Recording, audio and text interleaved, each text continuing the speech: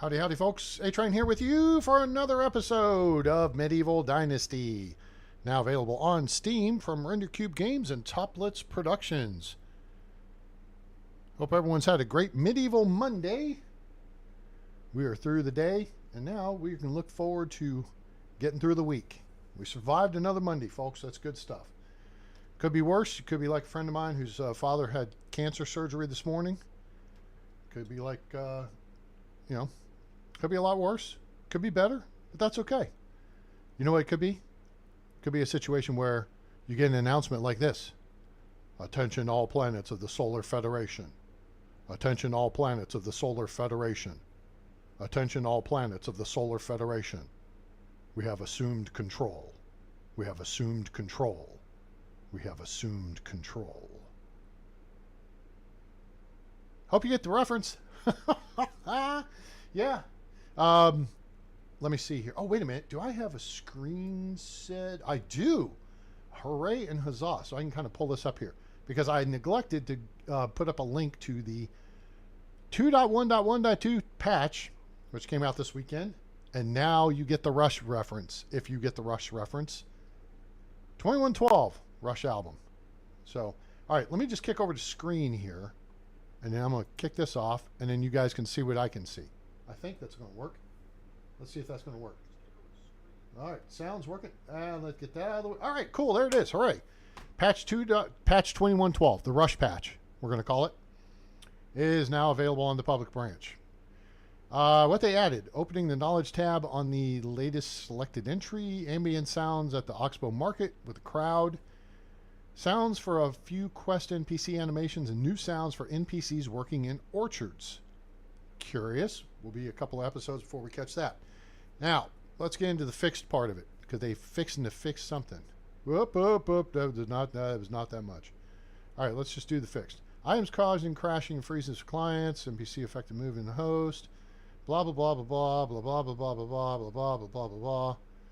Clients not holding hidden tools when using workbenches.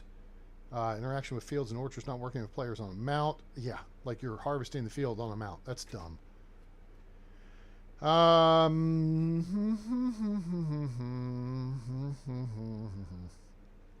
me see. There was a couple things here that caught my attention. Building hammer. Automatically get from ragdoll when drunk. Ah, here's one. Yes, the bottom two. Actually, the second from the bottom. Possible fix for sliding NPCs. We've seen those before. So, yeah. Hopefully they figured it out. Now, let's look at the updates. This is where things go sideways. Remove foliage growing from under rocks. That's good. Elric's behavior. Don't know who Elric is. I think his name should be Elric. Ulrich von Liechtenstein. He's real. How's the chant go? He's mighty, mighty fine. Liechtenstein. Of course, that's Heath Ledger's character's faux name in shoot. Boy. Brain fart. A Knight's Tale. Yeah, that's it. Higher prices. Pay attention. These next two, actually, yeah, these next two are going to be the big ones. Salted fish meat, meat with gravy, pies, tarts, breads, juices, mead beers, wooden dishes, clay dishes, flower vases, coif cap, wooden wheel, daub, iron ore, salt, firewood, roach, and pike. So, that means higher purchase prices, but it also means higher selling prices. And they already hose us on the selling prices anyway, which I think is total BS. Barbara Streisand. Why is the market not the market? You see what I'm saying here? You see what I'm saying? See what I'm saying? All right, you want to change diplomacy? Make it that then you get higher buying and selling prices, because these prices are making the coins seem like the coins are worth nothing. They're going to be like the US dollar with inflation right now. All right, here's the part I'm not happy about. Lower price. What's the first thing say there, people? Potage. They screwed us at the drive-thru. Stew. Who cares? Porridge with apple or berries, vegetable soup, whatever, and the hood. Okay. Higher productivity, workshop 2, wooden vial, clay cup, workshop 3, wine bottle. Lower productivity, well.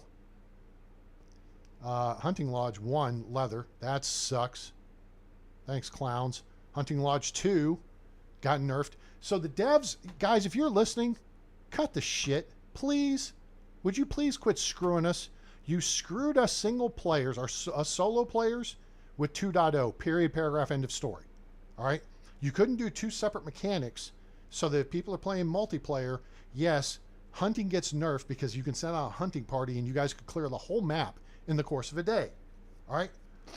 That hangs us out to dry. And it hangs us out to dry because the XP for the NPCs working in those, our XP developing as a player, both got nerfed. Now, you just buffed the XP for NPCs. Did you buff player XP?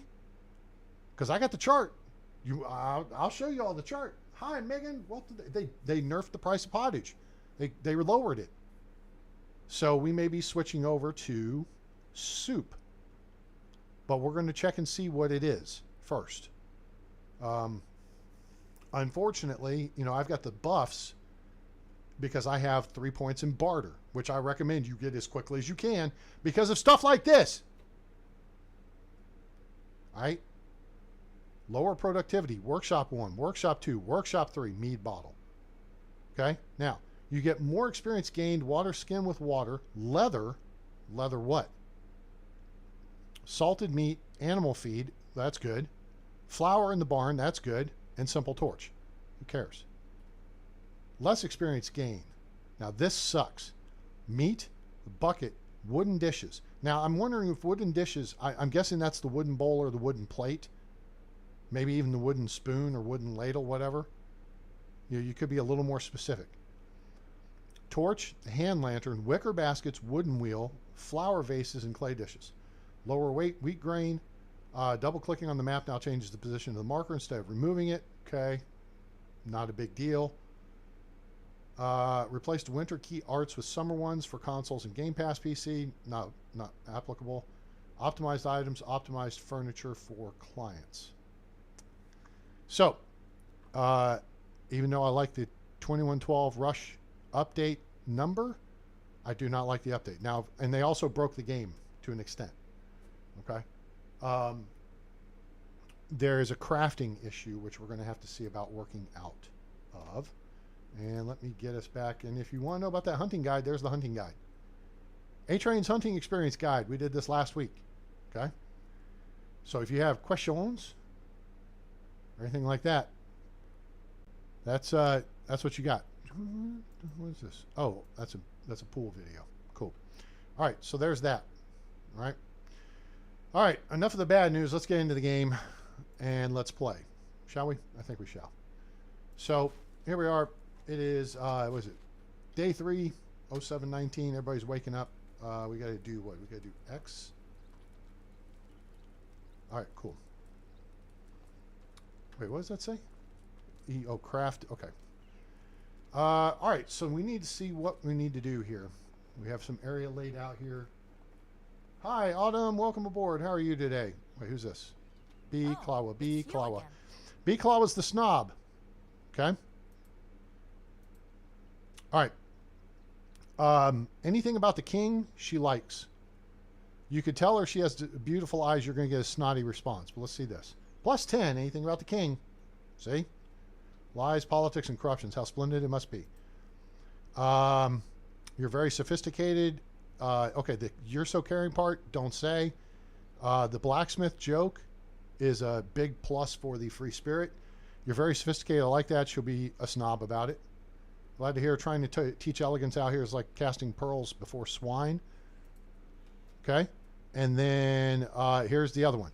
People being proud of who they are rare these days. I'm glad to have met you. And doink. Oh, she did a pretty good job of avoiding us, actually. She'll be snotty about this. Good for you to be able to appreciate that. Now, you can say that same thing to the busy bee, and she'll take it in stride and very good, and you'll get a big plus. Let's see. What is this? All right, none of these are actually good. This is good. This one you can do with the free spirit, maybe the romantic. This is a romantic one. This one's a practical one. I'm just going to go ahead and bail on her. You have Have a nice day. you have pig poo to go collect, lady. Go get busy. In fact, I'm going to go beat you there so I can get it done. All right, pigs, move. The pigs are waking up. It's time for their daily service. All right, look out, pigs. Piggy Sue, out of my damn way. I ain't playing right now. All right, cool. Shaquille Squeal. All right, that takes care of that. Let's run over here and see if we can find some eggs. Move, chicks. Move. Okay. There's an egg over there. Peter Pecker. Move. Oh my God, what was that? Who was that? All right. There we go. We've collected the shizzle, manizzle. Is this your future? Beeclaw? Hell to the no. Hell no. She's the shit shoveler. That's what she gets. She gets the shit job. Ha. Oat grain. Okay, we'll put that down. Salted meat. We're going to sell a bunch of this crap. Let me grab this. We'll grab some bags. Sure. Pickaxes. Bronze scythe. Let's take 2 of those. The shearing scissors we'll be able to make eventually. Let's just get rid of it. Sickle. Let's get rid of it. We got the scythes. Buckets. We got quite a few. Let's hold on to those for now. Cabbage seeds.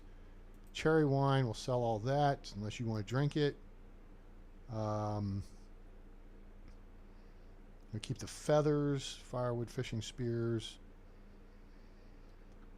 We don't have any fishing spear action going on right now. Fishing spears sell really well. I keep forgetting to mention that when people say, hey, what sells well? Same thing that sells well in the last 50 people that asked the question. I'm just saying. Flour, we're going to be using that here in a bit. We're going to make some pottage. We got our tools. We got lots of tools, lots of tools, lots of tools. It's a Train's used iron tool store. Large wicker basket. We'll ditch that. Logs. Holy crap. Oh, no, that's manure. Okay. Did I ditch the manure already? I think I did. Yeah, I did. I did. Were eggs over here? Hopefully eggs aren't over here. Eggs should be... No, good. Okay. Eggs should be in the food storage building. I'm going for the one that's the one with the high numbers. Mead. Oh, we got to get to frickin' level 2 in our stupid herbalist hut to make potion of possibilities, which I need. You can't buy it anymore, which is crap. Just saying. Thanks, devs. Screwed us again. Keep screwing people over, guys. I'm just saying. There's other games coming out, and you guys are hosing stuff up here. Just saying. All right, these are all good. Potion of sobriety. Hold one of those for your Unigost quest. Rot. Okay, whatever. Rye. Steak. We got a lot of steak. Why do we have so many steak? That's a lot of steak. Wooden bolts. Okay, we got bowls. Yeah. Let's grab some wooden bowls. How much? Okay, good. Fitting. And let's take one more. 2 more. All right. So I got 21. So 1, 2, 3. So we need 42 cabbage. And then what?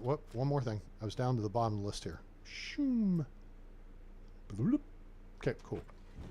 And so we need 42 cabbage. So we got 21 bowls. We need 42 cabbage. That works. And then we need 63 meat.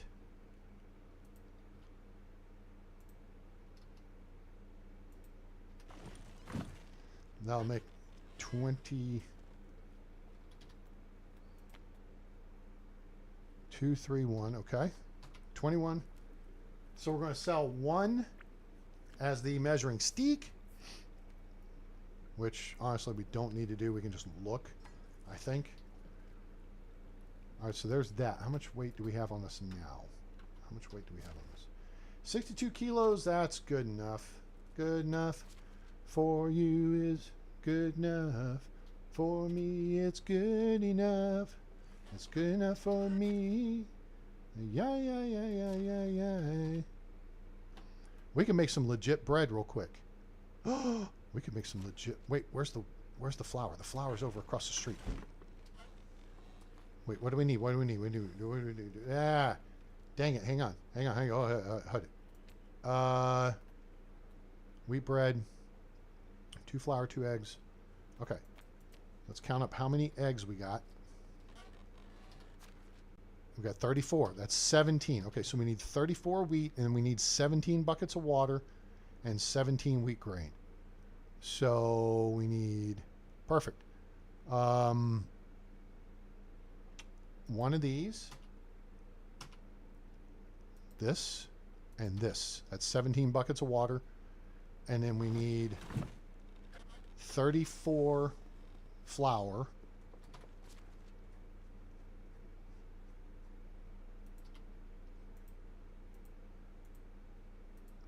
And we need 17 wheat grain.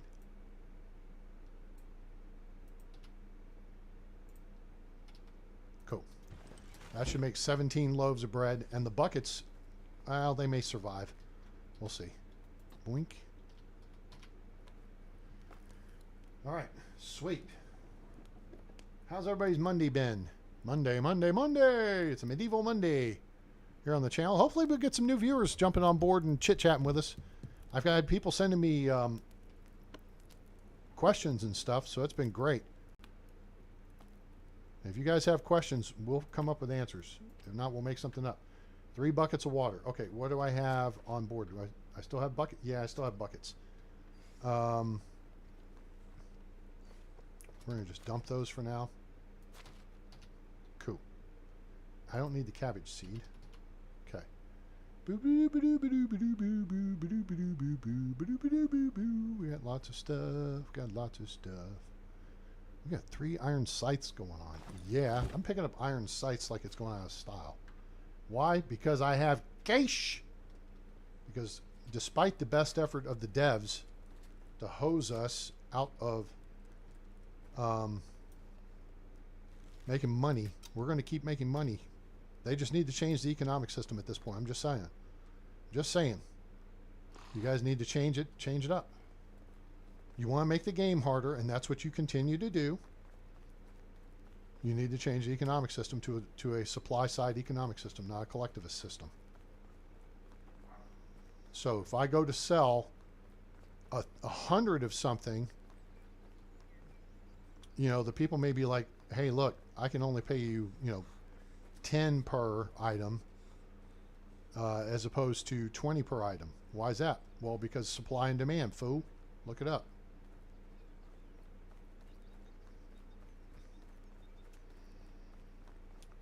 And then I think we need to check and see if we went and got this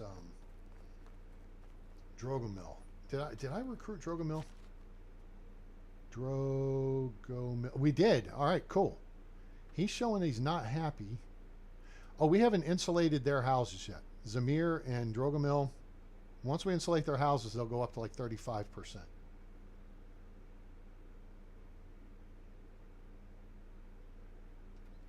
Well, yeah, but yeah, and that's fine. But the system isn't set up to work that way. If their happiness was tied into the quality of food you provided and you providing them clothing, you have to provide everything for them. As long as you provide it, they're going to be happy. If you don't provide it, they'll get pissed off and leave. Now, would it be great to see them, tie you to a tree and beat you with a wet noodle or something? I don't know. Burn you at the stake? Throw you in the river with concrete overshoes? I don't know. Use you for target practice?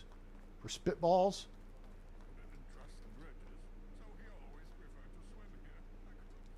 Jutrogrost.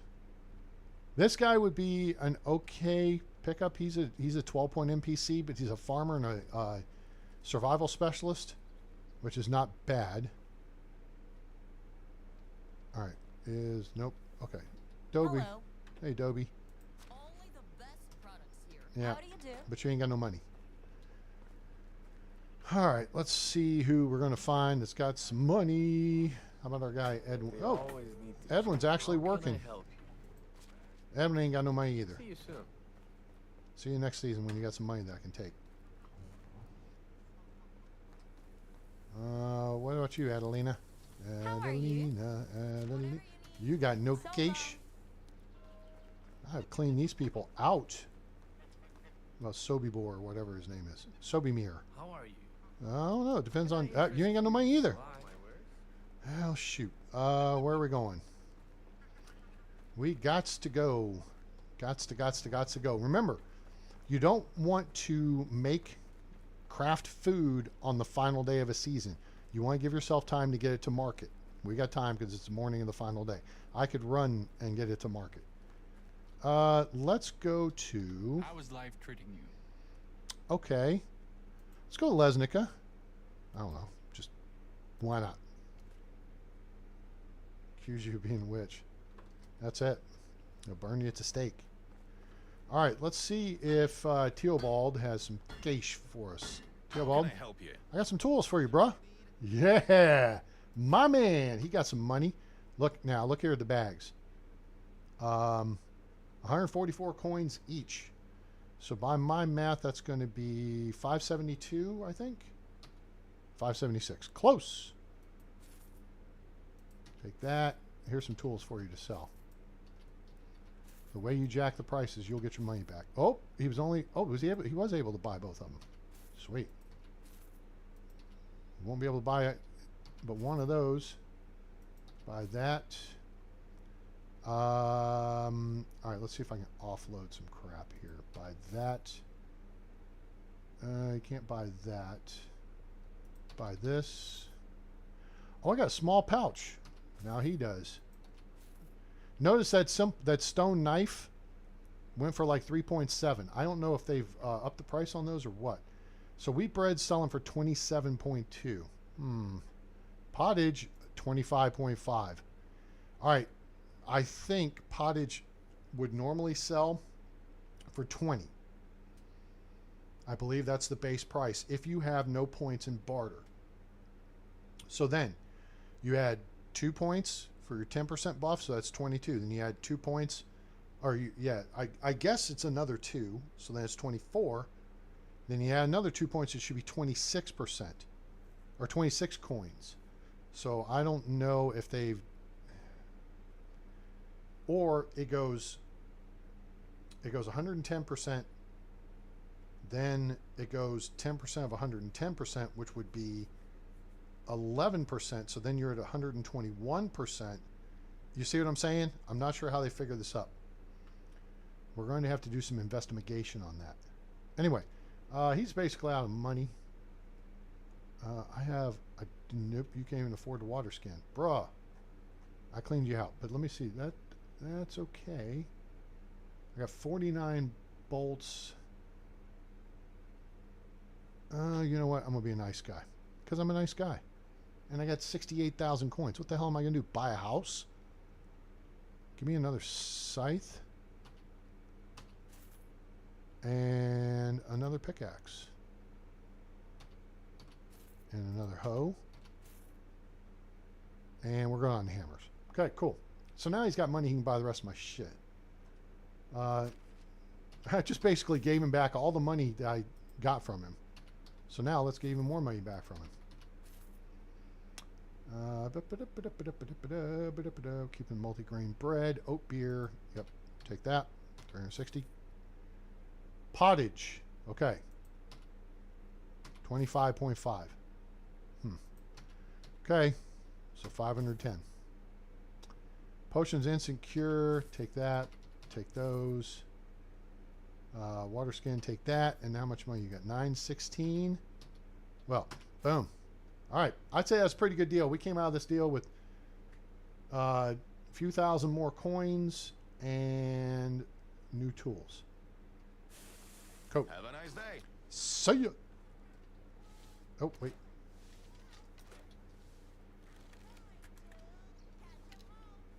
All right, listen up, kid. Shut up. Delmere, what's your story? You suck. Erica, you're average. We'll come here. You are very average. Okay, let's run down the hill here and see if we get lucky and catch. You know how you can accidentally kill your farm animals? Yes, if you accidentally, if you accidentally punch the chicks or the piglets. Yes. All right. Any chance the Shathides are here? No. Damn. Well, down here at the bridge. Anybody? Shathides. Where art thou, Shathides? Oh, let's go look over here. Maybe we'll get lucky and find a nice tool.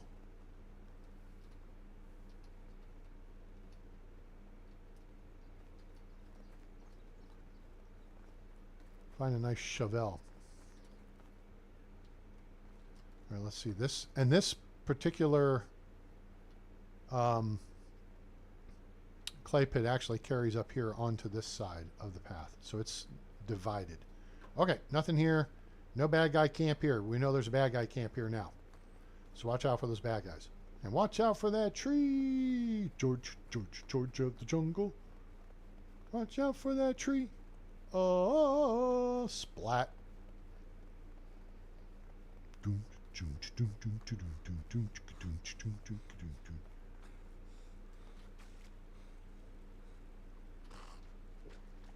I've also seen reports. Oh, looky here. We got some new stuffs.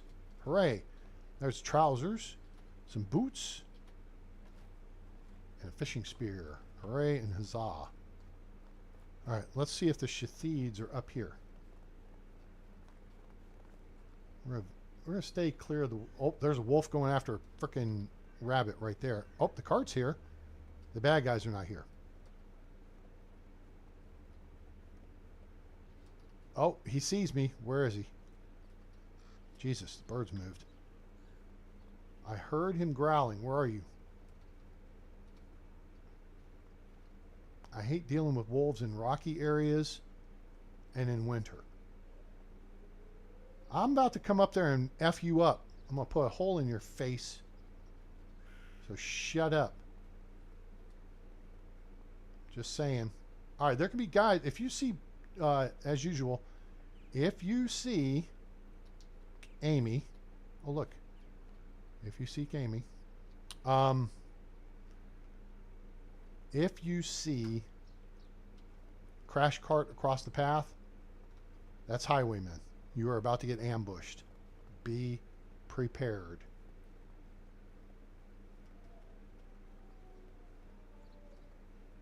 All right, where are they? Okay, I hear him.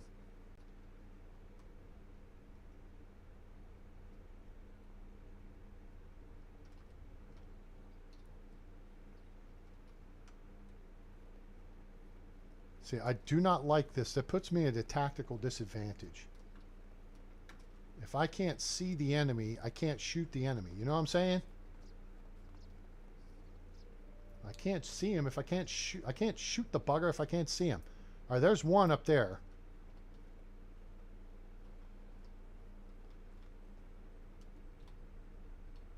And see, I can't even detect them at this range. All right, at this point, I'm done effing around with you clowns.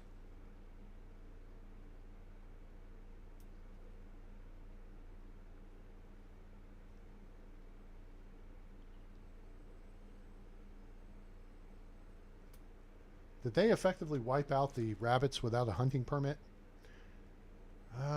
Here is where we are. See, they're after the rabbits. The rabbits are everybody's bitch now. Lynx, fox, wolves.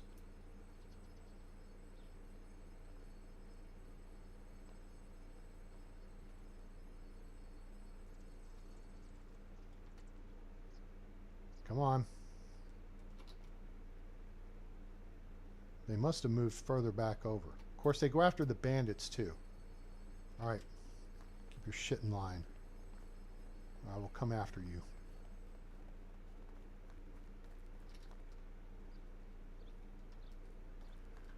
Okay. Checking along the waterfront. Bum, bum. Ba-na-na-na-na.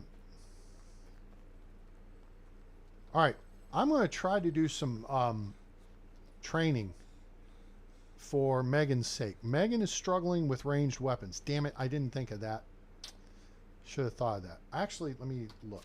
I think we have Hunting Lodge 2.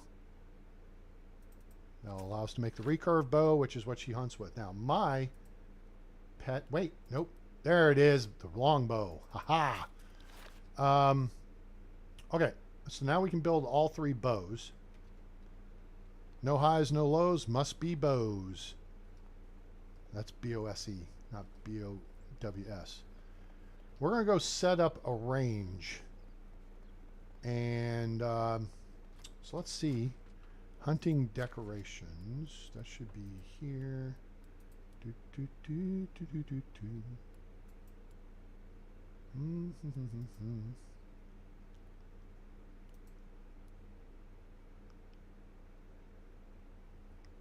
Well, I thought...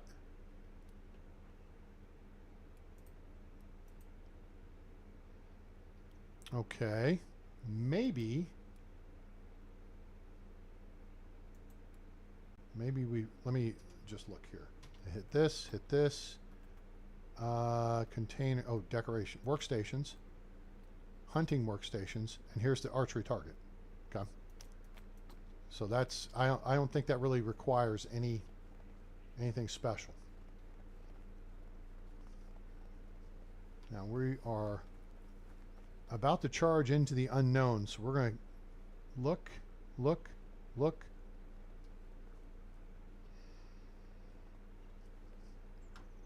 There's nobody here. Okay, clearly there's nobody here. A-Train? Wow, that was genius, dude.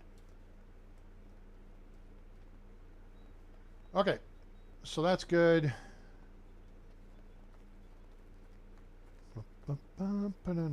Here, we'll do a test shot. See the bird? Now, notice I got a pipper. Now, I'm going to wait. Boom. I blew his ass back to the future. Okay? That's how you hunt. I mean, you know, and I even got my freaking bolt back. Howdy. You down with LEG? Yeah, you know me. LEG is in the hizzle. Hooray and huzzah. What was it? LEG. Oh, what fun that she can be. Yep, there you go. We haven't come up with a song for Megan yet. I gotta figure that out. I think I've already actually checked around. All right, bird. All right, see the bird? Now look at my range. Okay, I'm outside his detection range. Aiming over his head. Boom. Done.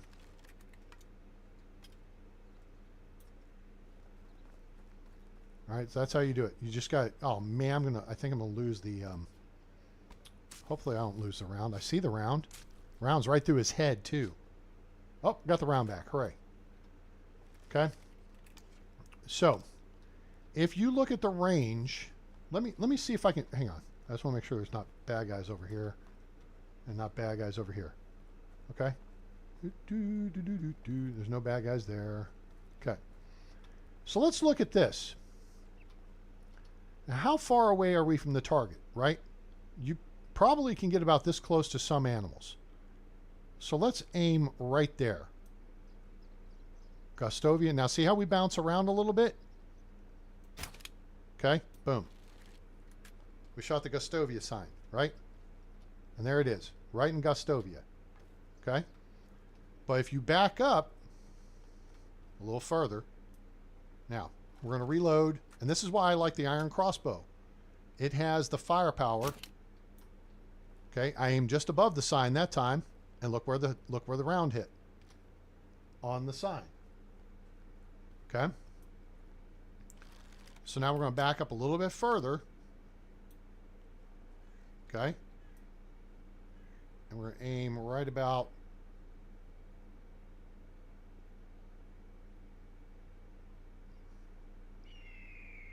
there. Again, right on the Gustovia sign. Okay? That's how that works. The further back you are, the higher you have to aim. Okay? Over, distance over time. Well, distance over time. That's how you determine speed. The round's going to drop in a ballistic arc as it starts to bleed energy, right? And the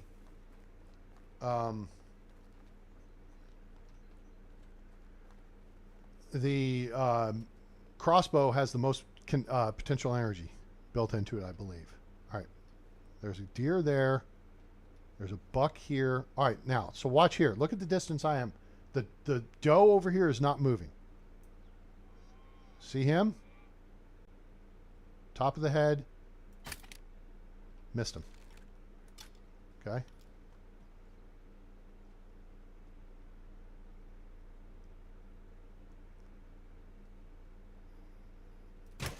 Right in the face. That one was a no-brainer. You're going to come to me, I'm going to take you out. All right, let's look at this guy. So now, he's holding nice and still. Well, he was. All right, dude, look up. And we're going to aim right there. Okay? Right in the nose. Look where the bolt landed. Of course, this guy was a quick draw shot.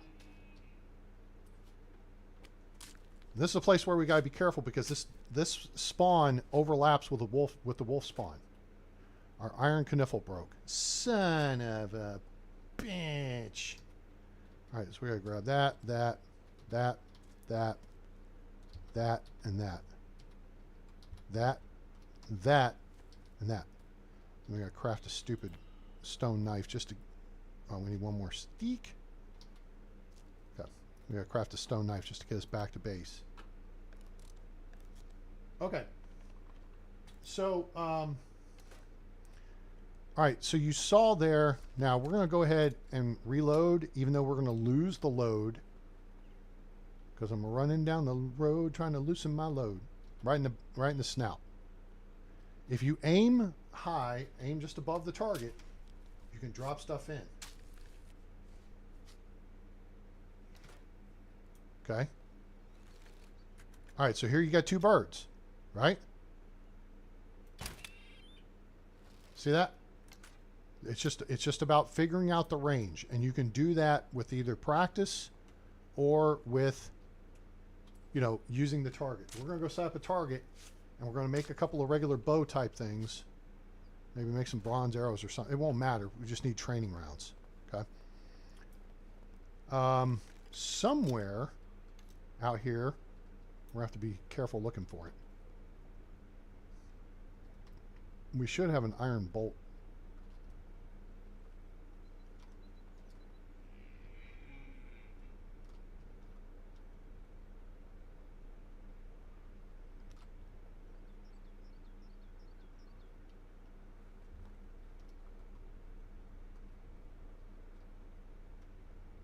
I'm not going to fuss about it too much. All right, let's get out of here. It's getting late. Yeah. I don't want to be farting around the woods with fur-coated razor blades. It's tough enough to see them in the damn snow. Hello! Gustavo! Obrigado! How are you, my friend? Guys, if you don't know, I haven't watched today, but down Gustavo's way. So, and hi, Stephanie. Welcome aboard. It's been a while. How you been? Down Gustavo. So Gustavo's in Brazil. Last night they had an election in Venezuela. Or yesterday they had an election in Venezuela. And the dictator, Madrano or Morado, whatever his name is, the dictator, sent police and military to gather the ballot boxes and stuff, even though he had already been declared the loser of the election. Now that they have collected all the ballot boxes and stuff, he's all of a sudden magically the winner of the election with just enough to win. So Venezuela, unfortunately, because they don't have a thing called the Second Amendment, is in yet another state of crisis. And then you had certain knuckleheads here in this country saying, we respect their election process. No, you don't. you don't respect our election process. So yeah, it's good. You're in KCMO. That would be Kansas City as opposed to KMCO, which is Mickey's corporate office, and that is Orlando. Hello, everybody. What's shaking? Canuta. Oh, let's do some canoodling, shall we? How can I help you? Let's romance the stone with canoodling. I forget what she is, so let's do this. She's a +10. Okay, she's a busy bee. The laziness in people is for the busy bee. Okay, I can listen to your voices for the romantic or the free spirit. Because they fight with their bare hands. I think this is common knowledge. Oh, use this method. You should try onion syrup. Athletic figure, yours is quite impressive. Boom, big points, big bucks. She works at. She takes good care of herself, and that's good. Okay, very good. See you around. All right, so let's go over here and do some elf flirting. Dobrochna. What's happening, How do you Dobrochna? do? How do you do? Do you do the things that you do? Hail, friend. Let's romance a stone with her. I wish I had a significant other as well. Well, you give me a chance. I might hook you up. Let's being proud again. That's for the snob in the wrong way, for the busy bee in the right way. All right. Are you on the we'll border with keep your Venezuela? secrets. Oh, wow. Okay. Yeah. Well, be safe. Be safe and take care of yourself. That's a scary situation there. You get a dictator in power and they take away the rights of the people. It is a bad scene. Let's go with this. Never pretend to be someone who I'm not. Sometimes I pretend to be a pony, but that's a different story. That is different. Okay, so that is, she's a free spirit. Pretending to be a pony, that's, maybe she likes to be ridden. Yeah, so she's a free spirit. That's kind of interesting. Okay, the freedom. All right, so this freedom question for the free spirit, she'll tell you about, you should try some kind of drink or something, some kind of tea, I think it is. The difference between a woman's argument and a knife, she appreciates humor. I've heard soaking clothes in urine makes them easier to wash. Now, this particular statement actually has a tie-in to... I know not every marriage is built in love, but at this point I love to have a loveless one at least. This ties in with a guy in Clonica on the Oxbow. And he says, I don't know who came up with this idea. This kid keeps peeing on my clean clothes or something like that. It's hilarious. All right, what's the difference between a woman's argument and a knife? I know that one. A knife has a point. Ha ha ha. How you doing, beautiful?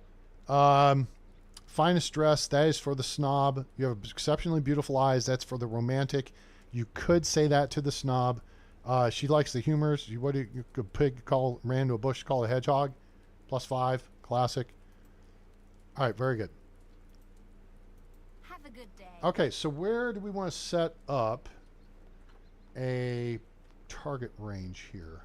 Oh, look, everybody's all right. Everybody's gathering around the fire now. How it is to live This here. is good. Good, bad. I believe it's not a matter of good or bad. Good. I like it. Okay, let's dump off some tools.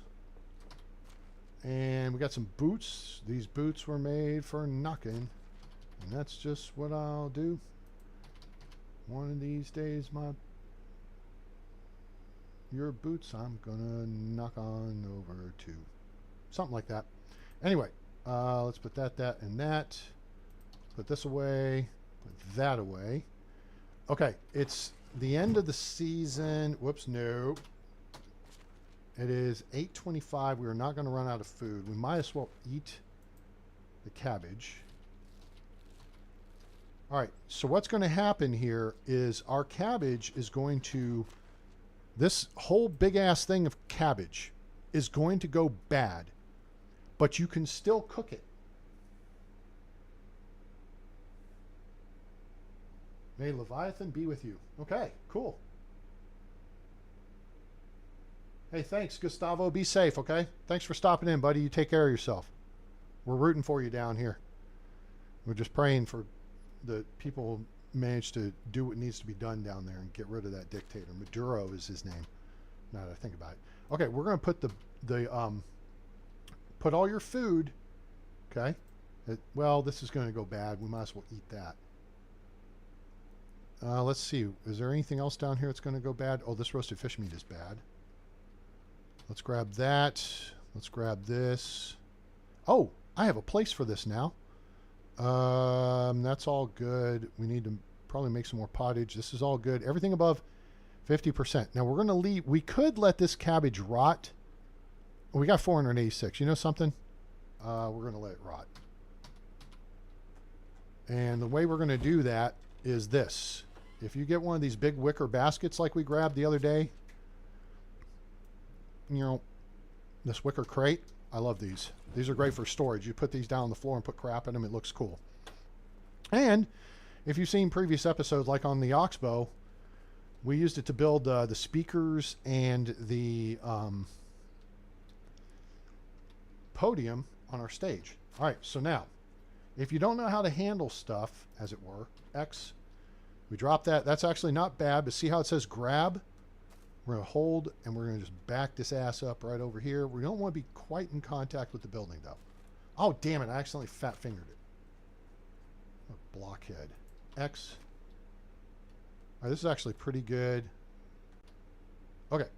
So now we're going to step up over top of it. Take the cabbage and do XEF. Doink. Okay. And then we're going to drop the fish in here, too. So what this will do is this will rot. And then it's convenient right here by the barn where you turn the rot into fertilizer. So that'll be 22, 23. So 10 rot equals 1 fertilizer. Okay, so let's go back to this. Nope, not that. This. 3 logs and 20 straw. Okay, cool. And then I have another thing we're going to do. We're going to make it a safe area. All right, so we need 3 logs.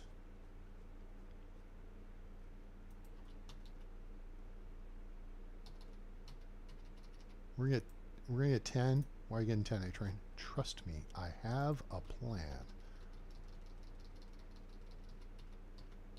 Cool. And then we need 20 straw, right? Oop, we got a lot of straw.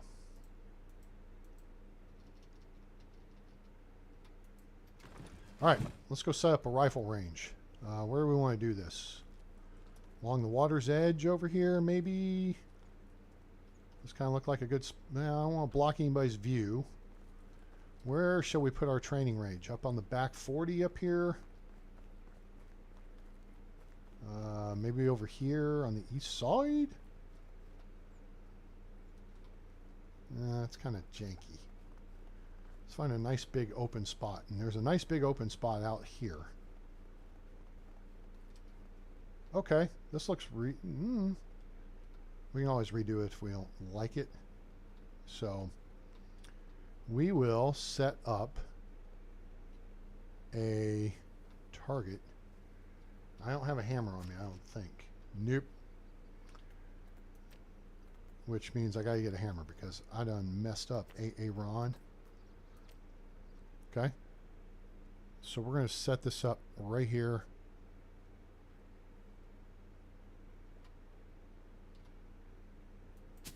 Okay. All right. And then what we want to do is go to fencing, fences, plank fences, plank fence. So we'll buy the scheme. And then we're going to face west.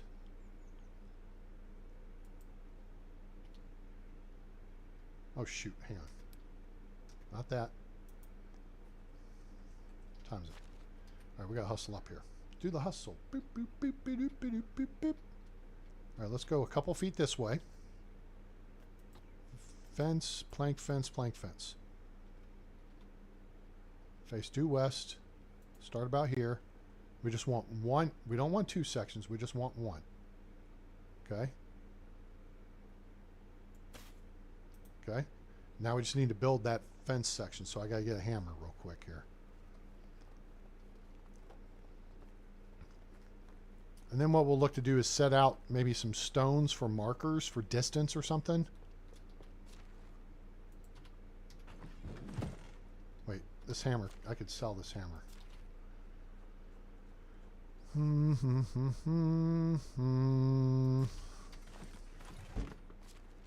Okay.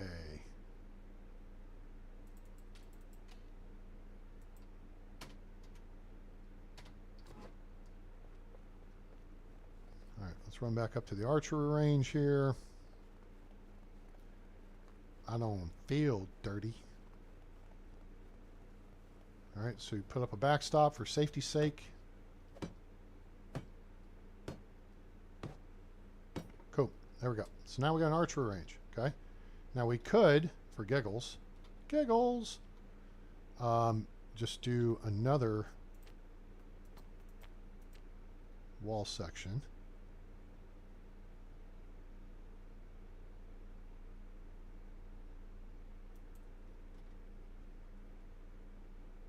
And just come out like this.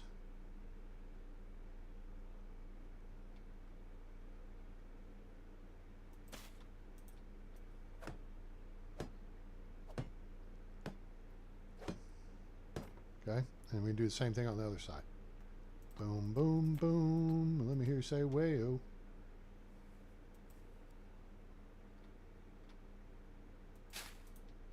Of course, people wouldn't do this back in the day. They didn't care. Safety wasn't even a word in there. Ah, damn it. Son of a bitch. All right, so how do you fix that? Well, here's what you do. First, you got to go in build mode. Then you got to go this, this, this, this. Okay, and we can plan it at least, I think. Okay, now it's facing the wrong way, so we want to rotate. So we hit E. See how I changed it? So now we've got the plank side towards us. Okay. All right, we got one stupid plank we need, and we're going to run out of time. All right, so we'll go grab the plank, try to get this done. The other thing we need to do is build longbow, recurve bow, and probably some stone arrows, or maybe maybe we'll make some copper arrows so that you know, we have a decent round to practice with. All right.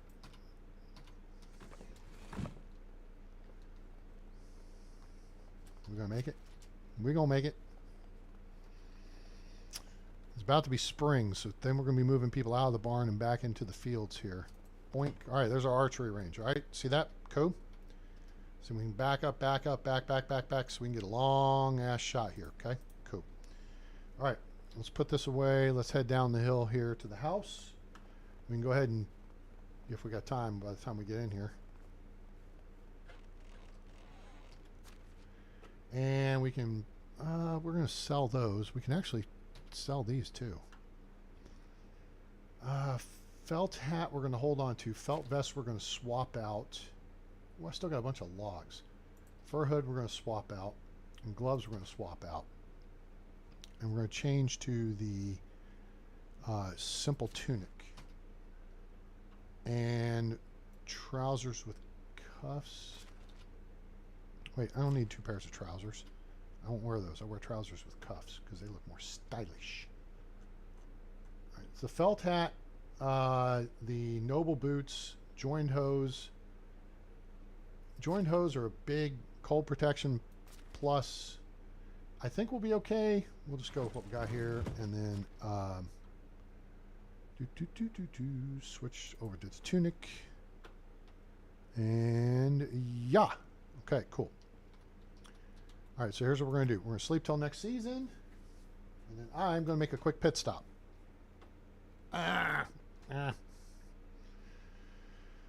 All right, we're going to get some kind of message. Nope. Why did I change beds in the middle of the night?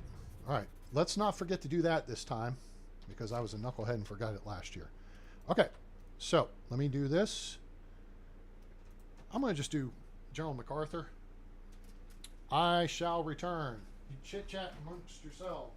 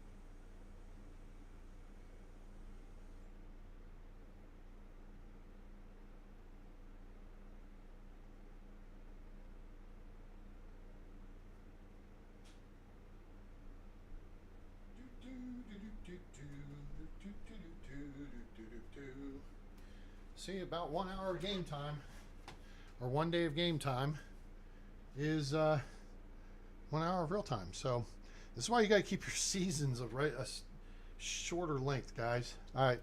Now, if you're new to the game, 5 to 7 day seasons, maybe even upwards of 10, just go run around the map. The key is don't get too attached to your game and start over. Okay. Don't be afraid to apply lessons learned and start over. Okay. Very simple. Spring of year 5, it's 0703. Okay, we got to go over and do our thing over in Gostovia.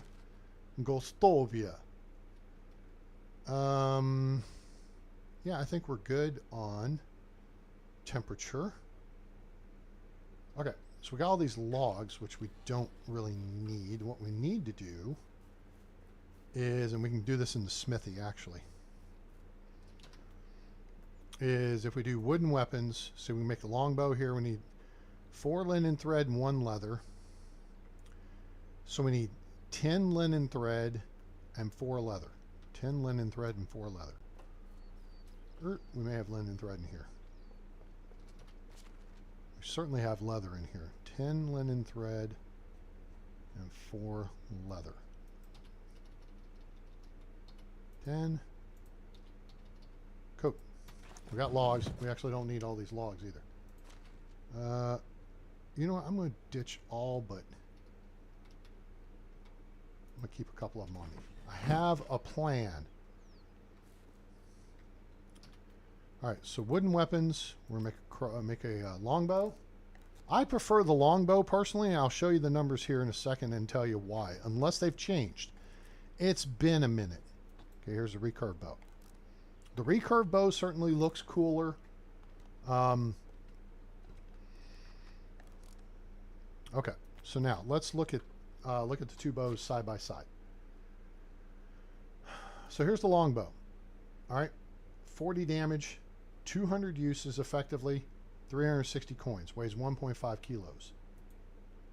300, 1.5, 590, 30 damage. So the longbow does 40 damage. The recurve bow only does 30 damage. But look at the price. 590, 360. 200 uses, this may be the difference. Okay, you're going to get 100 more uses out of the recurve bow. All right. 360 times 2 is 720. So you'll get 400 shots at 720 as opposed to... All right, let me whip out the fancy phone. We're going to do one more thing here. We're going to do a cost per shot.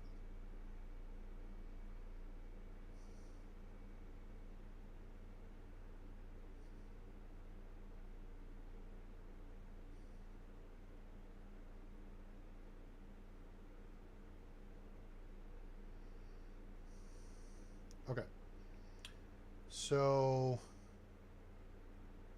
All right, so the recurve bow is 590 divided by 300. That's 1.97 coins per shot. And the longbow, divided by 200. And the longbow is 1.8 coins per shot. With more damage, 10 more damage. Okay? So you guys see the difference there? All right, that's why I prefer the longbow to the recurve bow. The recurve bow is cool looking, but it's not as cool as the, I mean, it's not as effective as the deal. All right, so we need steak, copper bars, and feathers, and we'll make like 20 of them. So we need, well, let's go back and look at it. So we need 20 sticks, 4 copper bars, and 20 feathers. Okay? 20 sticks, 20 feathers, 4 copper bars.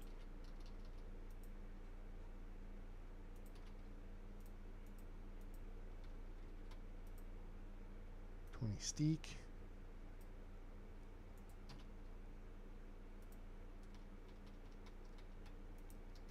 Cool. All right, let's make us some copper arrows for training. Now that 2 is 2 sets of 10. Now you shouldn't. They should be the same. Okay. I'm just saying. All right. So here's what we're going to do. We're going to pick up a couple of these stones here. All right. And then over here, see that target way over yonder? Here's what we're going to do. We're going to drop a couple of stones here. And we'll look at and see. How did I not get...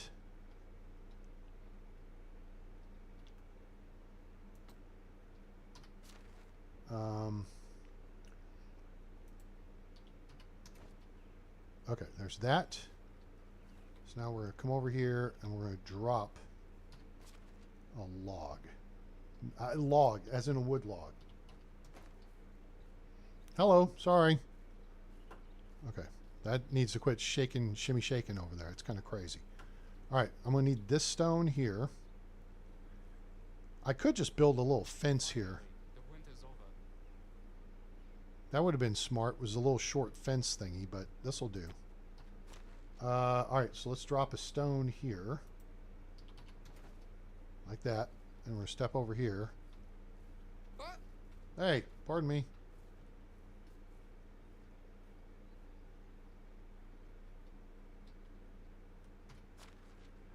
And then we'll just drop another stone here. And we're going to pull that one back this way a little bit. That looks good.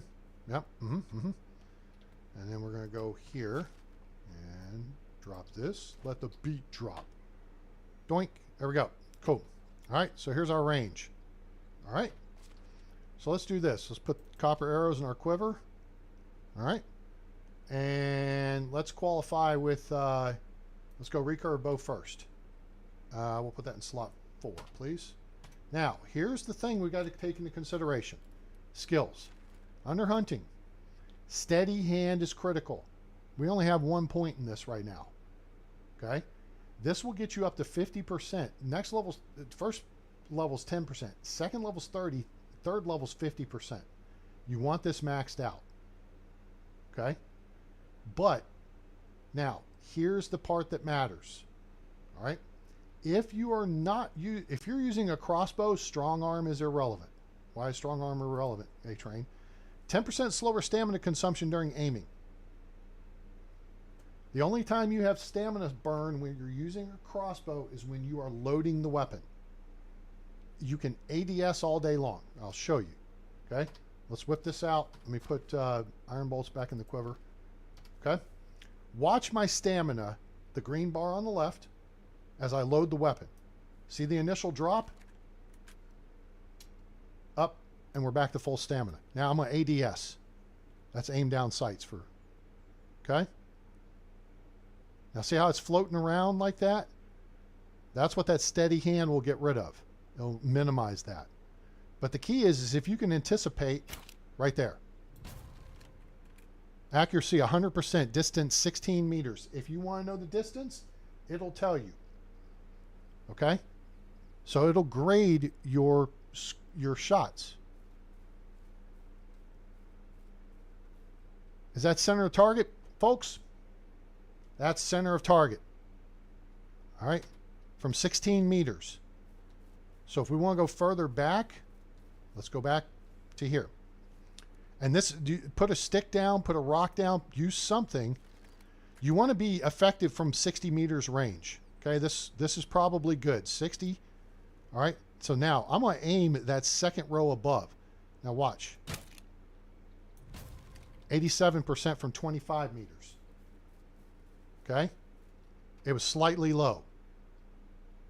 That still would have hit an animal, depending on the size of it. The key here becomes what is your effective range versus the detection range of the animal. All right. So if you're 30 meters away, now watch, I'm going to let the thing go where I want it. That's low. 53%. So from 30 meters, look how much the round dropped. I was aimed up here. It dropped down there. That would miss the target. So you have to compensate by then raising your aim point based on your distance from target. Now, if I come back here again, let's pick this stone up and let's drop this stone down here. 30 meters is a good range. That's almost 100 feet. Okay. So let's say this is our range here. Okay. Now, see, I'm going to aim up to that second to the top row. Now, 99%. See the drop? Right in on target. Was aimed up here, and that was the drop of the bolt over 30 meters. That's what you have to learn how to compensate for, is your weapon drop over distance. All right, so let's pull back. Let's go back up here to 20 meters and switch back over to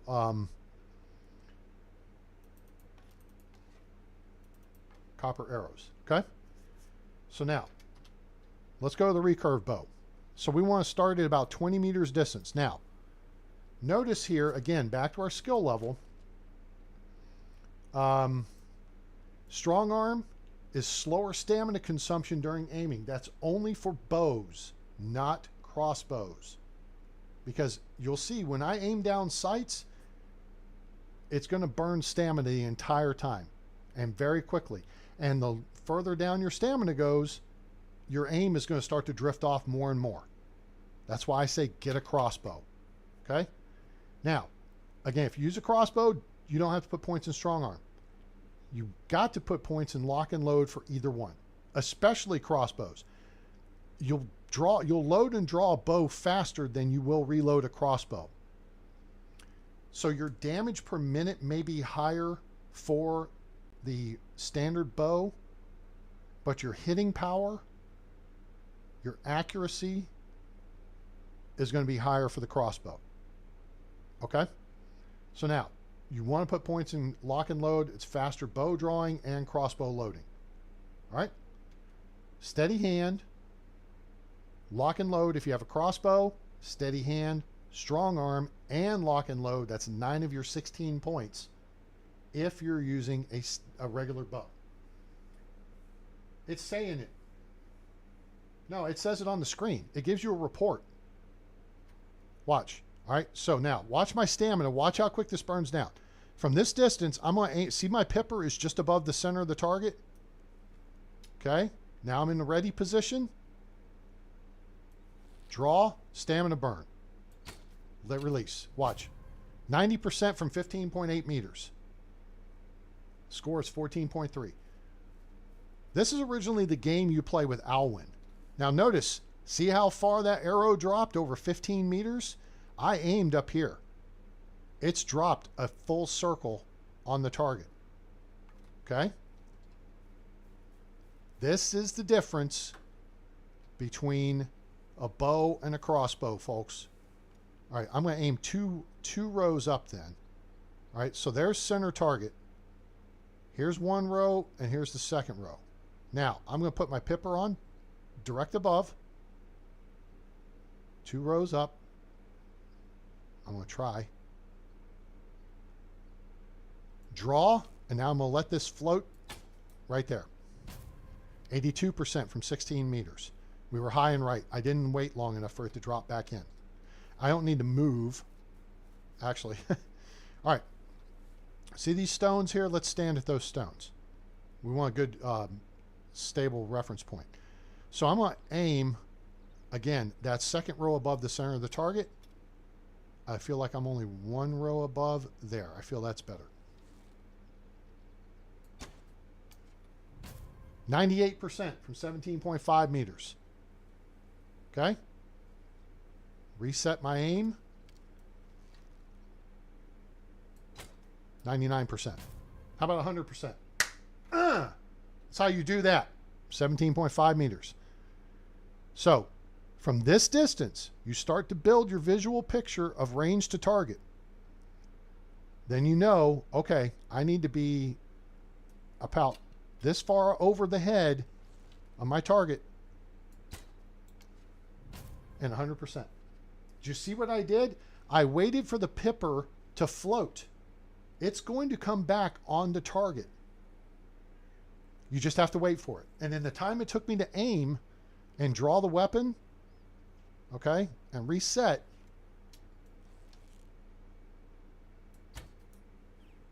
it was back on target.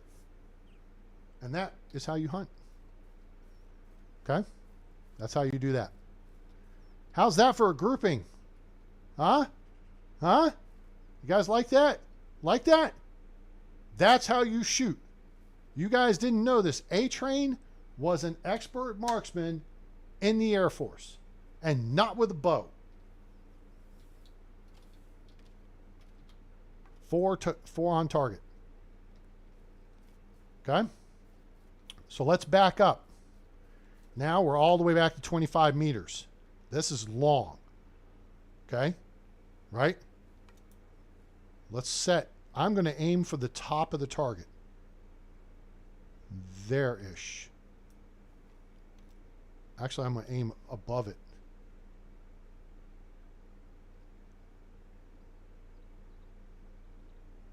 In a combat situation, you ain't going to have this much time. I'm just saying. This is why it's better to have the crossbow. Because you've already got it locked and loaded, ready to fire. Here we go. 78% from 31 meters. Now, notice I am high on target. Therefore, aiming up here was a little too high. I can bring the aim down probably halfway between here and here. Okay? Let's drop back and punt and try one more time.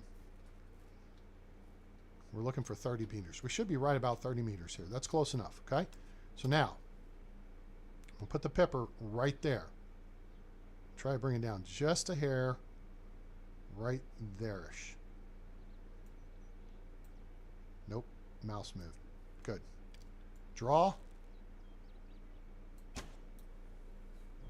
94%. Okay? See that? Headshot. That's a kill shot right there.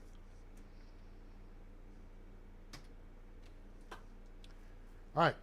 Any questions? Let's switch to the longbow.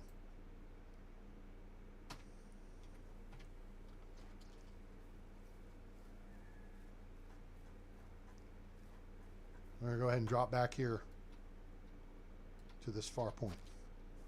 Okay? Oh, shit. Hang on. Sorry. Oh, wait. I was where I needed to be. Management. Fields ain't getting done. Dumbass. Dobrochna. Go to the farm shed, please. Canoodling. To the farm shed. And Zeleslawa. Actually, I'm going to have Gossowit. This will be the easiest thing to do. Go to the farm shed as well.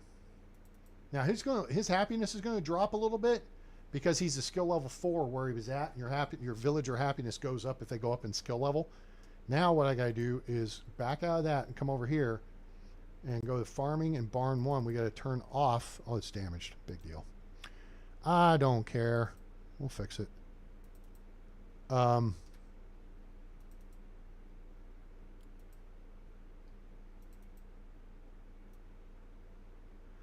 And we're going to turn this off because there's no pause button. Devs, McFly, oh, Penny. Fix that. Give us a pause button. All right. So production now also has an issue. That's going to, no, it's not. Oops. And the other is going to be Woodshed A does not have a person assigned. And so, damn it, double click, and then just drop these numbers down. We should have plenty of firewood for a minute anyway. Let's just check that real quick. All right, so that takes care of the master idiot alerts. Back out of that. Close that, and then we'll go here and go here. Actually, we don't need to do that. We just need to go there and see. We got 195. Our demand's 240, so we'll be okay. He'll be back to work in a minute. All right, so we're at the 30 meter mark with the longbow. We're gonna put the pipper on target. Bring it up just a touch. That feels pretty good. Draw. Oh, shoot. I let the wrong button go.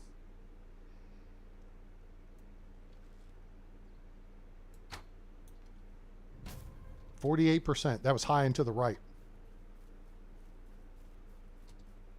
Yep. High and just right of center.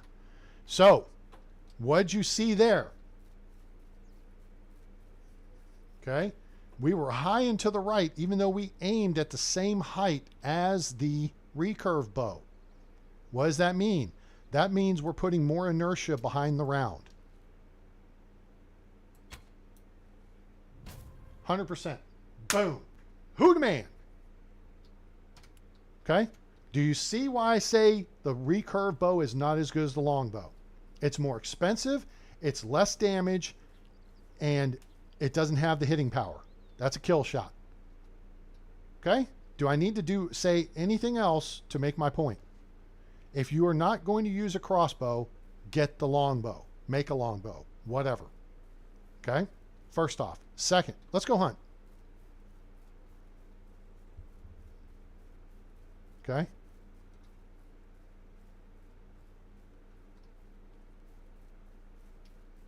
Where's the deer? There's the deer. Okay?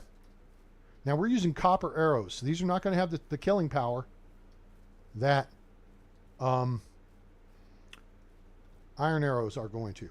But look, there's our boy. See him? See my range? See, I got him in the neck. He's not dead. But see, I can't pursue him with the weapon charged. It's not, this is a one-shot kill opportunity. Unless you do this. See where he is? He's just made his last mistake.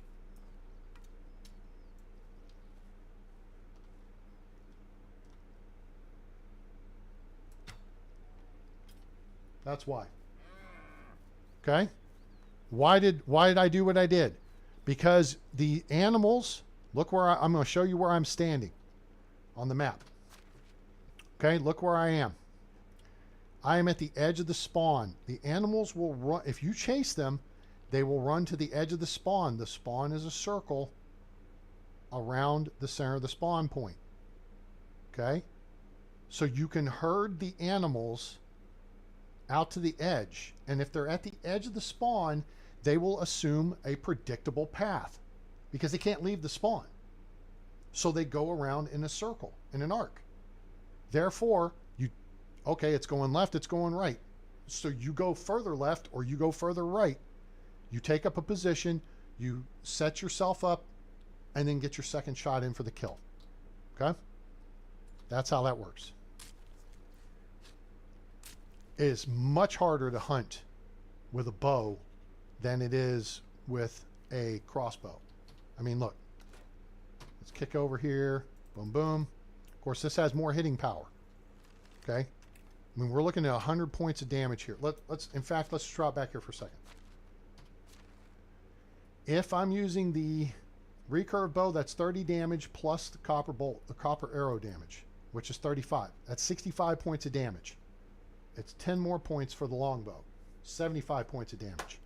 If I use the crossbow, baseline is 55 damage plus 75 damage. The iron bolt alone does more damage than the longbow with a copper arrow. Okay? Now, it may be that at this point in the game you can only afford copper arrows, but see, also, my weapon, I'm mobile. I'm mobile, I'm agile, I'm hostile. You see what I'm saying? Look at here. Bambi over here, she ain't gonna know what hit her. Goodbye. See this one over here? It's running around the edge of the spawn. These other two, they don't know what the hell's going on. She's down. Don't foo-foo around. Just go get the iron crossbow. There's 3 places to get it. Oh, that one I missed. Now, she's going to run around. All right, so what am I going to do here? Wait, she stopped. Oh, missed her. Didn't miss her that time. She'll bleed out. You got to lead your target. If you've never shot before or never had shooting lessons, there's some important stuff here. You have to run? Hey, thank you. I'm glad I was able to help. You have a wonderful rest of your evening, and we look forward to seeing you soon. All right, this one, headshot. Oh, I need a knife. Oops. 1, 2, 3, 4. There we go. Gotta go pick up another iron knife. Ta-ta! Yes, I like ta-ta. Wait, what? And you do not have to equip the iron knife. You just have to have a knife on you. Or the stone knife or whatever knife. You just have to have it on you. Okay, that's the assumption.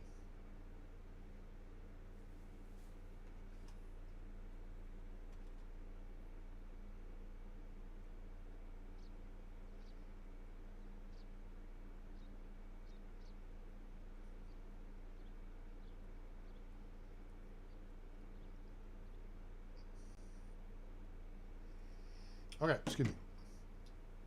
All right, let's go get our other.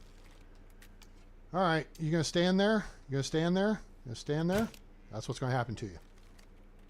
I asked. You know what I'm saying? All right, now we're gonna clear. We want to clean the battlefield. The rounds are too expensive. Now other deer is down. Headshot.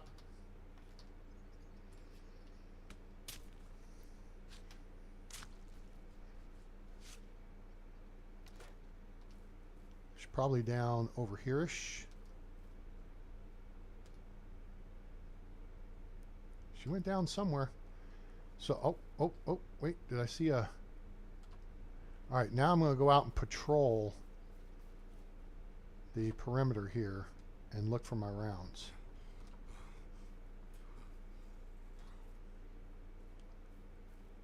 She must be down on that side. There's an iron bolt.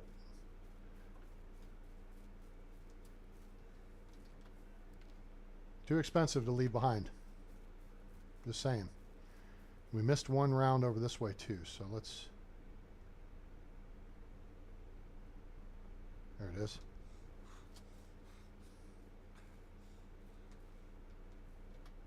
Okay, cool. Now let's go find the other one. To get full credit for the kill, you've got to skin the animal. And it's out here somewhere.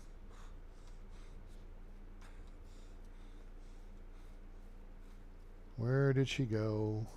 Let's go ahead and load up in case she is still alive.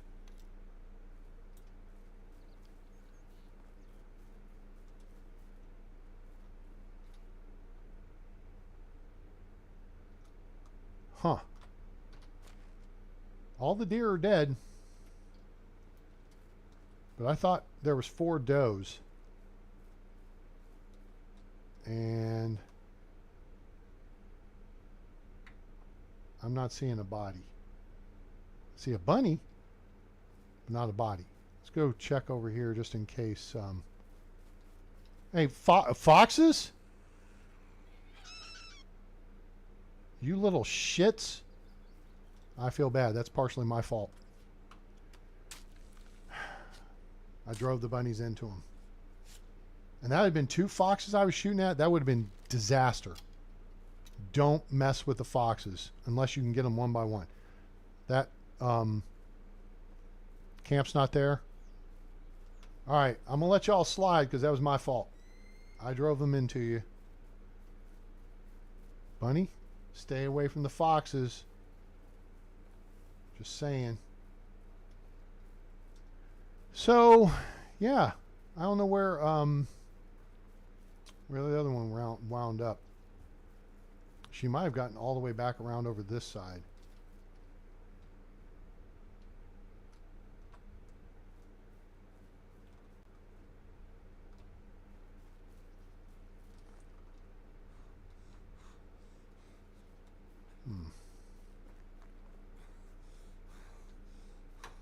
Let's see where I am in relation to. I'm at the edge. Okay. I guess I'm not going to fuss about it too much. I got plenty of extra ammo. We're going to get back in here. Oh, shit. Management. Quickly.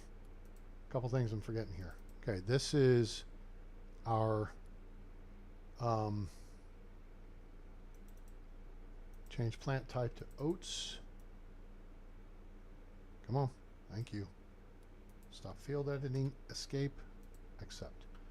Okay. Poppies are being planted. Flax is being planted. Then this field will get reaped and cleared up. Okay. So that's how you can set up a little target range and the game will score you. Okay. So you can practice your shooting. So I recommend, you know, setting yourself up with, you know, a marking system, right? I do this and I say, okay, what if I stand here by this rock?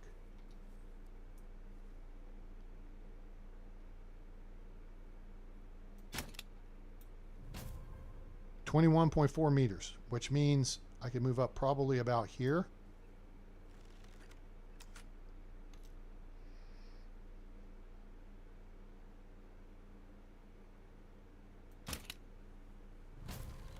.20 meters. Okay. So right here, we could drop this rock.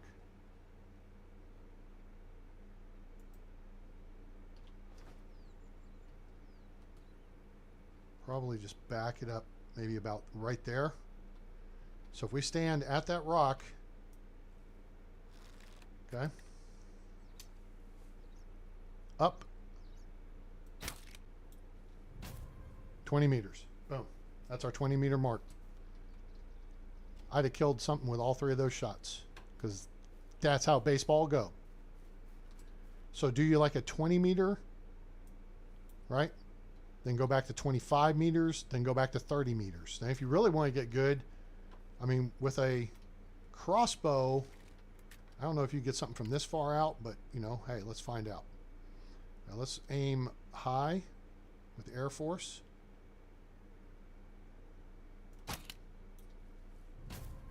.85% from 38 meters. That's over 100 feet.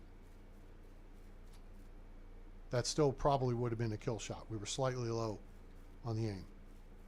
But you learn the weapon drop. Okay? Anybody got questions on that?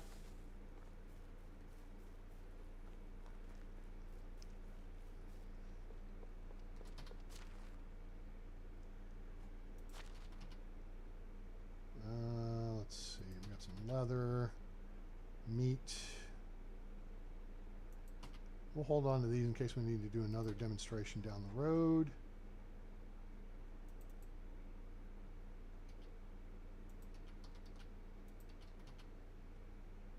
And those copper arrows, no, I grouped them. That's good. Okay. We do need an iron kniffle. Let's find our shiniest one. This one will do here. Cool. Steak. Wheat we don't need. We picked that up. Meat we need to put across the way. And let's go ahead and just put stuff over 27 kilos. That's the meat. Okay. Now, one thing we can do. We have 85 wooden bowls. That's a lot. Oh, we got eggs in here too. Oops. Oh, we got flour and buckets of water. Oh, we can make flatbread. We can make all kinds of bread, actually. All right. So over here, we got enough pottage left for a couple of days. I don't think we have anybody working in the kitchen right now. Maybe we do, but I don't think so. Cook? We do not. Okay. We are the best cook we got. Okay. So if we want to make stuff, then we can make stuff.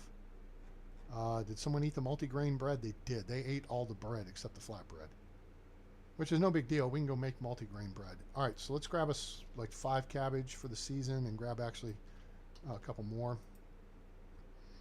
Roasted fish meat, we want to grab some of that. Okay, and then we can put the meat away. Early season like this is a good time to cook your dishes and then go sell them. All right, we're 51.6%, so let's do a nom nom nom and then do a couple of nom noms. That's good. Let's consolidate weapons. Okay. All good here. All right. We are just over combat weight, but that's because we have our hammer on us. Excuse me.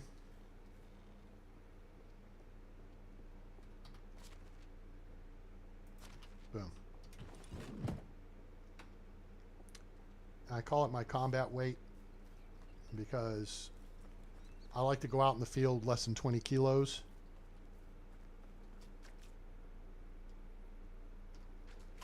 Damn it.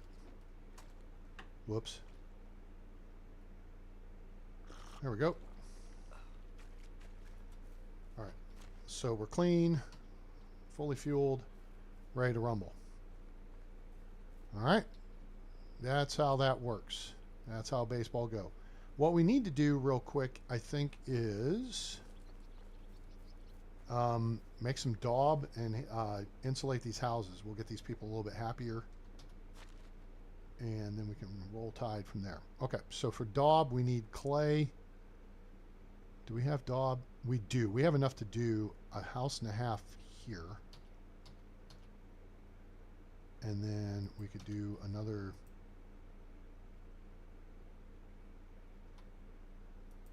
30 here, and then we need another 30 straw. And then let's grab our hammer again.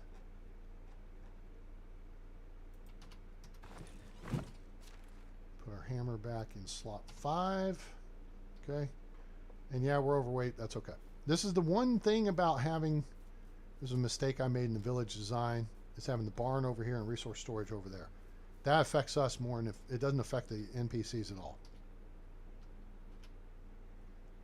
All right, so 3 daub is reflective of 30 clay and 30 straw. See, we got 30 daub. Okay, 128. That's actually about the right.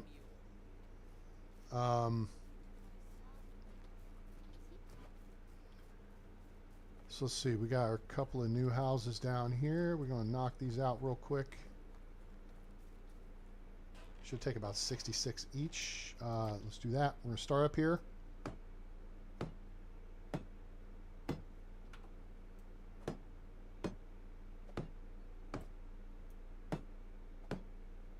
Now we're up to full strength on our builder buff. Builder trans. This is as fast as you will hammer stuff out.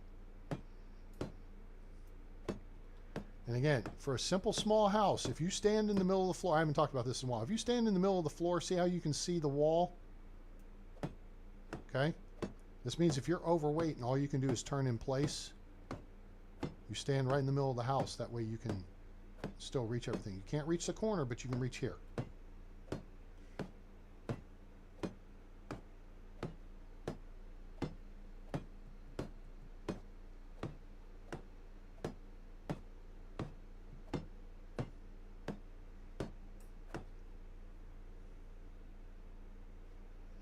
Okay, that house is done. Whose house is it? Zamir's house. Okay. So now he's going to get happy, and now we go take care of Drogomir's house. Come on, get happy. All right, again, you stay in the middle of the room. This is not a weight issue, but the first thing we want to do is go ahead and just knock out the biggest wall. That's going to take the most cracks. That resets our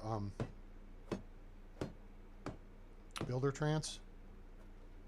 We're just a smidge off center. So if you're off center, just go ahead and hit the walls you can hit. And that way it'll take the load off of you as you use it. You know what I'm saying? We're getting lighter and lighter with every strike of the hammer.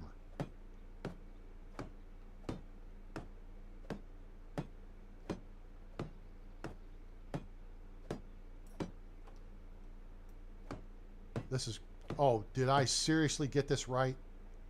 What in the ass? Perfect. Had the exact amount of daub we needed. I love it when a plan comes together. So now, see, Zamir's getting happier and Drogomir's getting happier. So now our people are going to be happier. We could run around and with some logs and some planks and slap those on houses to make... let's see how many planks we have. We have a lot of planks. So it takes 6 per window. So we'll get 18. So we get 36 planks at a time. Okay. And then you need 2 logs per window. So we'll get 12. Okay. So it just barely puts us overweight. This will allow us to do 2 houses. Okay. So if we go over here, let's just see whose ever house this is. We come up to it. See how it says decorate? Hit E. Go here. Hit that. Done. Step up. You can open the windows. Okay. 1. E. Boom, boom. That. And then back here. E. Boom, boom. Nope. Okay. Now whose house is that? Hit N. That is Dobrochina's house. Okay. Happiness should go up about 3 points. All right. So let's go over here. We'll get a real test right here. So here is Zamir's house. He's still getting happy.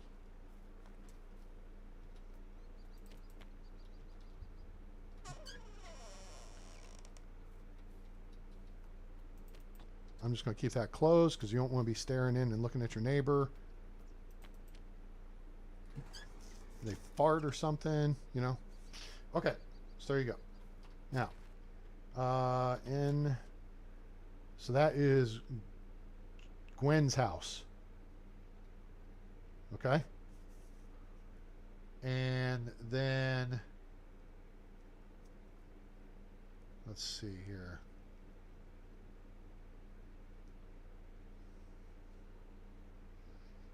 We're waiting for Zamir should get up to 35. So we'll go grab another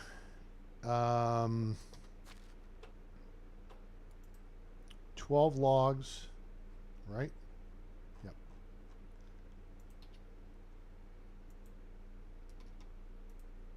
So it takes 2 logs and 6 planks per window for these. Okay, and then we'll do 36 and 18. Okay, you got 3 windows per house, 6 per window, 18 planks per house, plus 2 logs, so 18 planks, 6 logs per house. So we need 36. Okay. My house doesn't have any. This house does. This house does. Excuse me. All right, let's look at whose house is this? Domazir. Okay. Whoops. That was dumb. That was Domazir. Oh. Domazir is at 37% happiness. Oh, he's a... Well, it's going to raise it 3 points.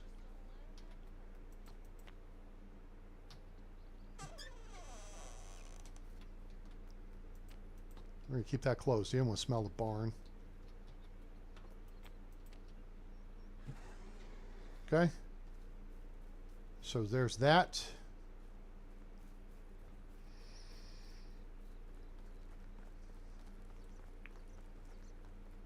Now, whose house is this? Oh, this is Gwen's house. Okay, so we just took care of her shutters. We took care of that one. So let's see whose house this is. Zelislawa. She's at 35% happiness. Of course, she wants the view of the lake.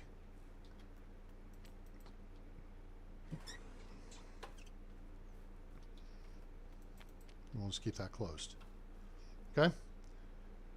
So our guy over here, wait, we're out of materials. We did 2 houses. So we need to do 2 more houses.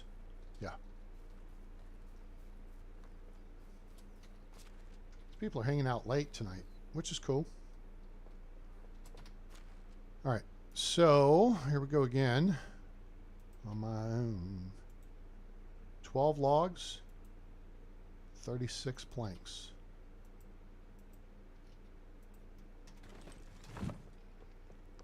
Going down the only road I've ever known. Boom, boom, like a drifter I was born to walk alone. Boom, boom, boom, I made up my mind.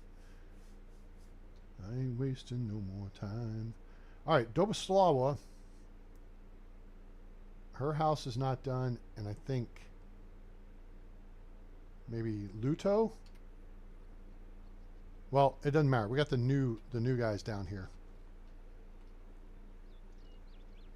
Okay, so again, this is Zamir's house. All right, so Zamir, I think he's stable now. Zamir is at 35%.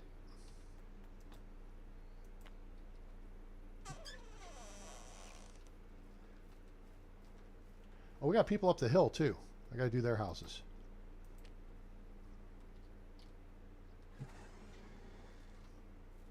I don't know why I did this way, but whatever. 5. Okay.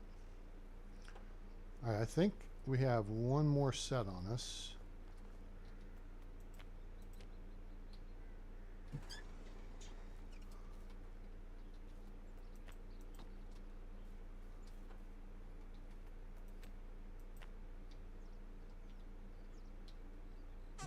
Oh, that's what. That's how my hammer dropped. Okay.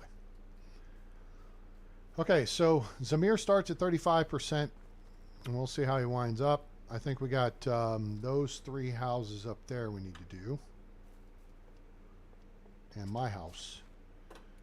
Let's see if we got the materials for this. I know we got more logs, so we can make more planks. So we need 12, 6, 12. Let's see if I can do 18. And then we need, what is it, 54?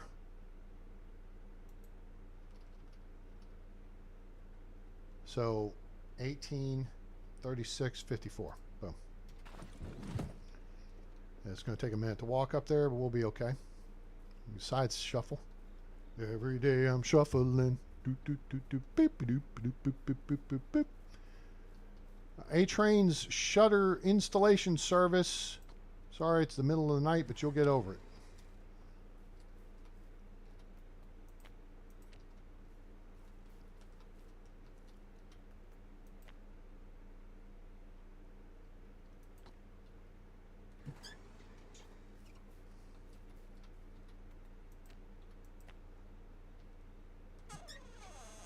Now, there's a certain point when you can unlock the next tier up, and you just need iron bars for those. They look better. I don't think they do anything other than just look better.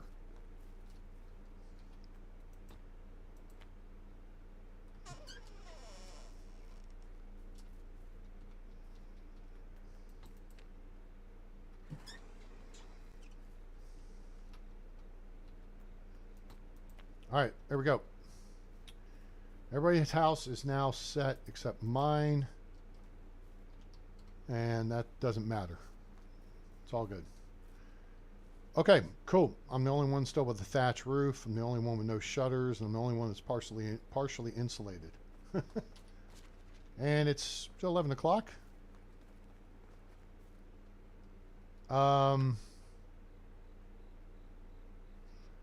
Let's check this. Let's get buckets. I think we're going to need that for a bit. Let's get buckets. 14. Okay, let's fill these up.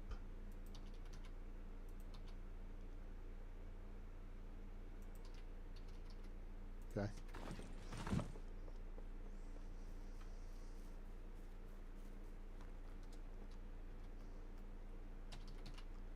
And we're going to want to go in, what I said, and scoop the poop.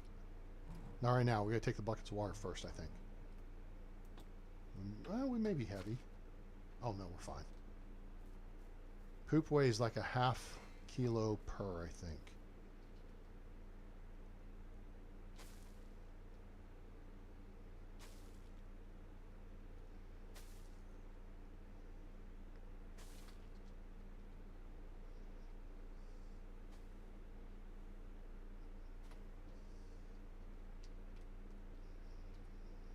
Drops at 100%. We'll check on the chickens. I think we moved. Oh, no, we didn't move the girl out of here. Good God. All these rocks in here, though. Let's get those out.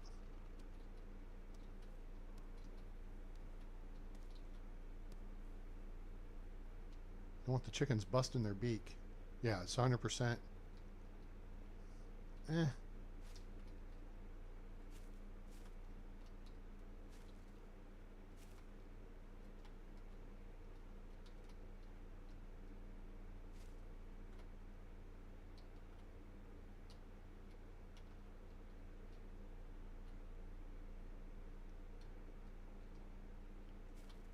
Well, we still have 2 female hens that don't have female superhero character names. So we got to work on that. So anybody has any ideas, throw those in chat. Let's figure it out, okay? One thing I'm going to do real quick here. I think most of our fields are good to go, but we have... first off, let's dump this. Let's go dump the eggs. Be right back over there. Oh, buckets of water. That's what's heavy. Okay. Good. Now, let's steal fertilizer here for a minute. We're not making any at the moment. We should have some. We do. We have enough for 3 fields. Okay. We have 60 manure in hand. Okay. Right? That's half a field. So let's go ahead and grab 60 more manure. We'll run over to the barn and make... so it's 2 manure to 1 fertilizer. This will be enough fertilizer for 1 field. We'll throw this in the farm shed. You guys... This is crafting. Actually, this is farming. This does not give you crafting points. It gives you farming points, I believe. Anything in the barn is farming points. Okay, yeah, so we got all kinds of space in here. All right, so there's 60 more fertilizer. Boom. We could do that a couple more times, actually. Let's grab this 27 rot, this 36 rot. All right, so what happened there is, Jesus, 979 rot? Nice. I think you get 3 rot per meat or fish. But I think we also got 3 rot per cabbage. Huh. Well, there's 97. There's another field and a half plus. That's going to be the only field that needs to be fertilized this season. If we grab this, we can actually speed up this process. So what we'll do is just grab this, throw this in slot 7, and we'll run over here and we'll clear this out. This is our oat. Well, this is our rye field. We're going to switch to oat. Face west, get between these first 2. It's about right there. Just move forward. Oh, shoot. I'm touched to the left.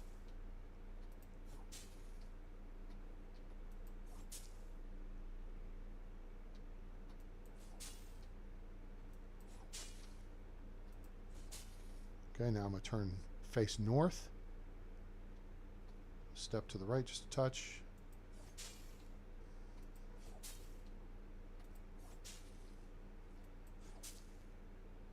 I'm going to turn to the east.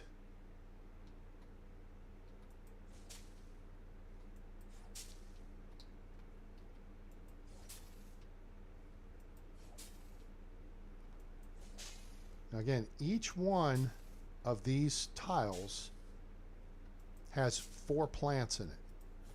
So your tool loses 4 durability per swipe if you're using a scythe or a sickle. It just depends on, you lose 1 durability per quarter tile. Right? So a tile is 4 quarter tiles, and that will take a chunk of 4 off of your durability.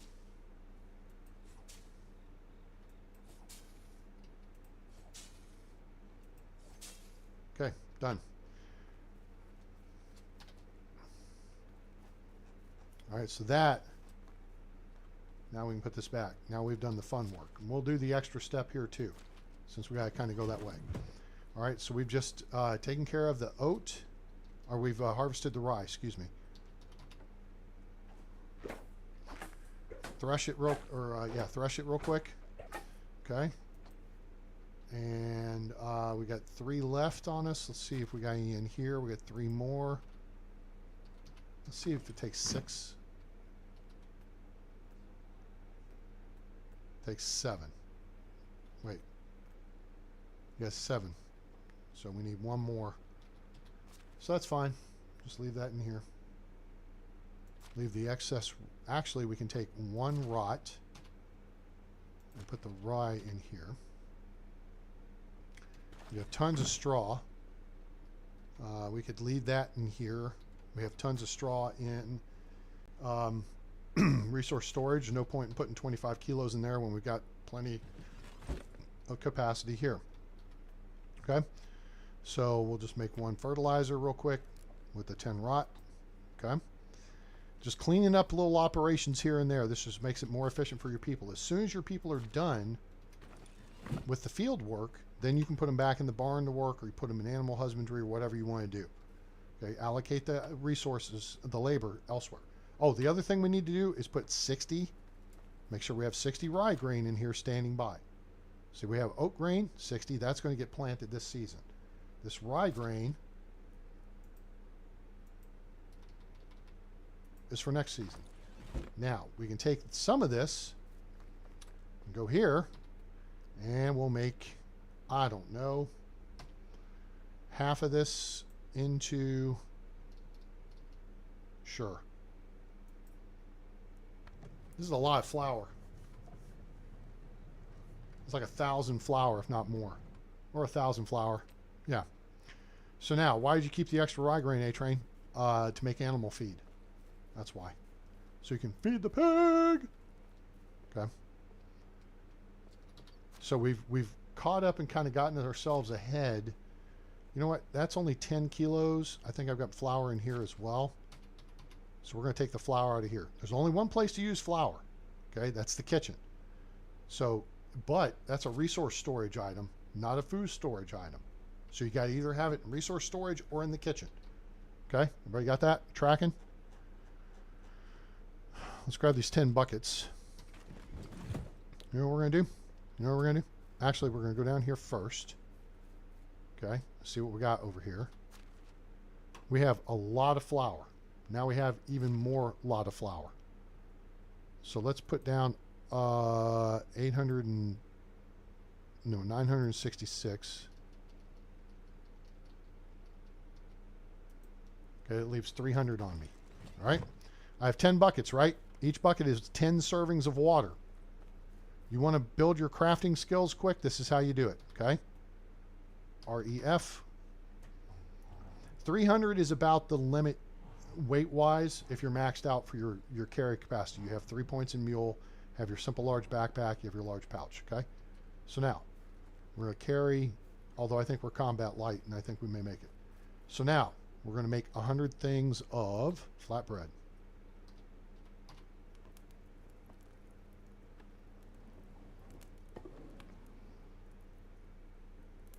I wouldn't necessarily bother with flatbread with onion unless you just want to, just for giggles. You want to pretend like the people care about having variety, because they don't. Not yet. I'm going to talk the devs into it one way or the other. All right. We're carrying too much. It says we're carrying too much. I said, the hell you say. So now we're going to put the 100 flatbread in here. Now, we're going to lather, rinse, and repeat 2 more times.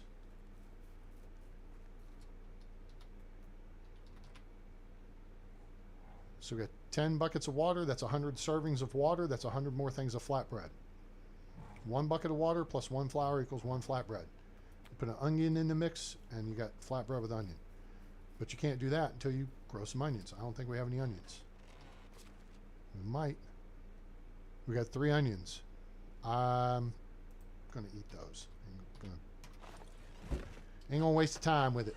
Let's get it done. All right, let's look at our crafting and our tech. We're maxed out on production skills. This should be the quickest and easiest for you to max out, unless you're just picking up everything off the ground.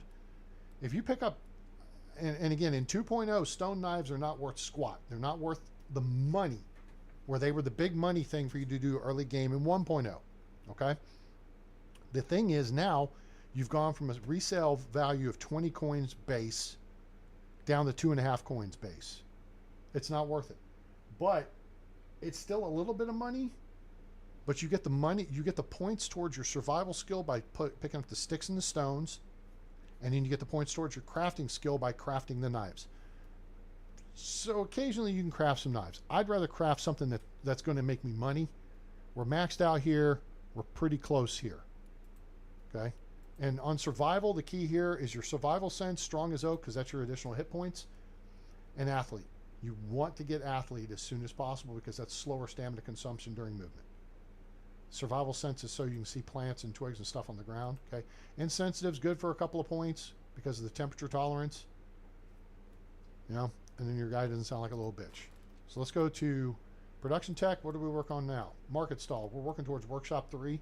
The key is to get to smithy 3 and then sewing hut 3 and then tavern. Workshop 3 doesn't do a whole lot for us.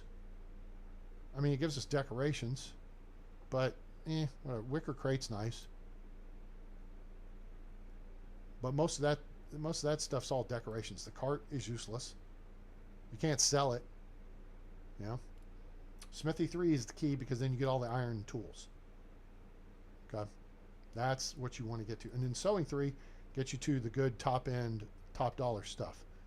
But really, sewing 2 and smithy 2 will get you by really well. That gets all your bronze tools, because you can't do anything with iron until you unlock smithy 3, right? All you can do is smelt bars, which is fine. You'll get some crafting for that. And then you can use them to make like the candle things in the houses and the fancy wooden shutters. Right? But that's all it's good for. So your real key stuff is right here. And then this. So between 500 and 2,500 points. Once you get smithy 2 unlocked, you're making bronze tools. That's big money. You just got to go clear out the caves. You don't need the mine. Sewing hut 2, you make stuff like the fur boots.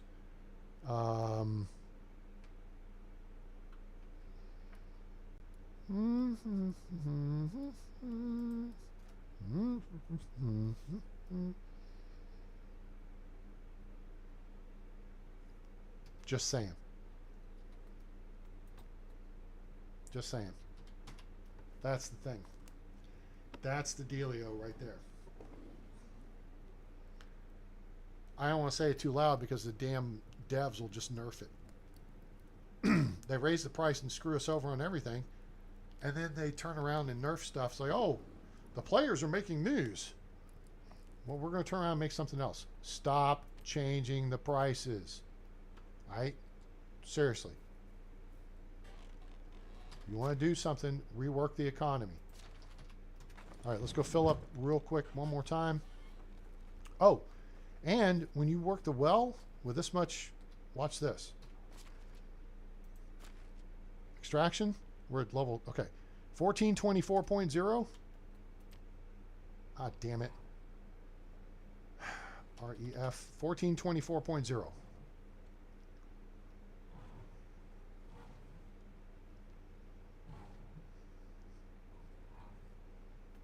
$1424.0. 1614. Almost 200 points for 10 buckets of water. You want to run up your extraction? Gather buckets of water.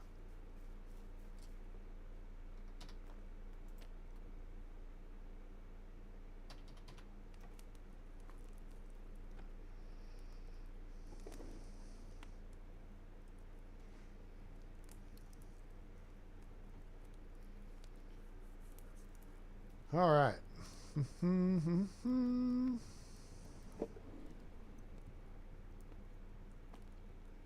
Eat a pita. We got flatbread. Now we're going to go ahead and fill up the buckets again. Okay, let's take a look at the status. Okay, the buckets, see now they're down, the condition is 70% because they've been used through 3 cycles. Each time they get cycled through and used, all 10 servings, it drops to 10%. So basically, 1 bucket of water is going to give you 100 servings of water. Okay, does that make sense? You get 100 servings out of it. You get 10 servings at a time, 10 times. Boom. All right, and then we'll put this in here. Got the flatbread right here. Let's see, we got eggs and stuff right here. We can make our people really happy, or we could make bread and sell it.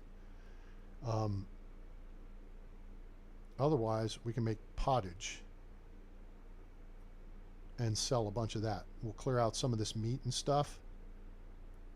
Okay. We have plenty of wheat. As long as we keep bringing in eggs, we can make wheat bread, and that's even higher up the people's demand list.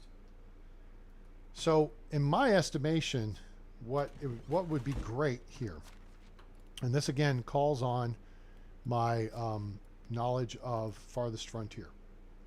You go into food items, okay? Your class 1 items are raw foods. Fruits, vegetables, meats, berries, honeycomb. Honeycomb may be a level 2 because you gotta have the apiary for that. But let's say, all right, so your cabbage, carrot, onions, pears, apples, eggs, you might push those up to level 2. Your mushrooms, anything you can pick up off the ground, berries, that's all tier 1 food stuff, okay? Plus your raw meat and your fish, okay? And then salted meat may be a tier 2. That's just going to last longer. But raw meat plus beetroot equals soup. So if you provide people those 2 items, then they can make soup. And soup would be a tier 2 item. Scrambled eggs might be a tier 1.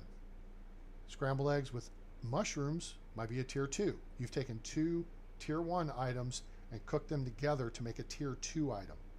Am I making sense here? Okay. Stew. That's meat and carrots. Meat with gravy is meat with onions with a wooden plate.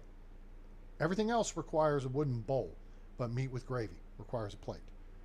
Porridge and gruel, that'd be a tier 2 item because you're using 2 different items to make a tier 2. And your people could make that. All right. So this is where the variety comes into play in your food stuff. Your people don't want to eat the same thing over and over again. So you've got to provide them at least meat and at least one kind of vegetable that they can work with to get to tier 2. Now at tier 2, they may also want fresh fruit. Okay? To get to tier 3. Or you've got to provide bread. Breads would be a tier 3 deal. Multigrain, oat rolls, wheat rolls. Okay? So then your people have a hot meal consisting of protein and a vegetable, and then they've got a bread to go with it. Okay? If you bring in a fresh fruit, then that's going to add additional happiness. And all this is going to be points on to the villager's happiness. Okay? Cheese, excuse me, would be a tier 3. Vegetable soup, tier 3. And in your tier 4 foods are all these. The pies and tarts. Okay? So your people have pies and tarts. And then this is where the tavern comes into play for me. I would also make an inn for the village, or the tavern then starts to attract outsiders like the market, and people come in to eat in your village because you have good food. They're travelers and they know, hey, A-Train Village has good food. Stop there to eat on your way to wherever. Don't stop in Gustovia. You know, their food's okay. A-Train's is better. So stop there, spend your money there, get you some cherry pie, get you cheese, get you multigrain bread. You have good hot meal, wholesome meal with, you know, options and stuff. Plus, the fruits prevent scurvy. Okay? Because you have vitamin C out of them and stuff. You know what I'm saying? Onions, too. Onions, I think, are going to be high in vitamin C. Onions have a lot of health benefit to them. They may have stanky breath involved, but they have a lot of health benefits. Okay?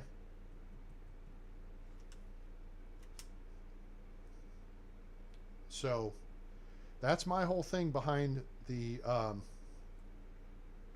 food tiers, and how I think this system needs to be reworked so it ties into villager happiness. If all I gave them was cabbage right now, that's all they would eat, and that's all they would care about. Meat, they would eat all the meat before they touch the cabbage. Okay? As it stands, they're going to eat the pottage before they eat anything else. And this amount here is the number of calories you get out of that item. Okay? That's how that works. So they're not going to touch this flatbread until all this pottage is gone, and until somebody gets this flatbread with onion. And then they'll step down and eat the pottage. I mean the flatbread. That's how the current system works in the game. And it needs to be improved. And that's how you'd improve it. What I just went through. Diatribe. That's my plan for improvement in tying food into villager happiness, plus your village reputation.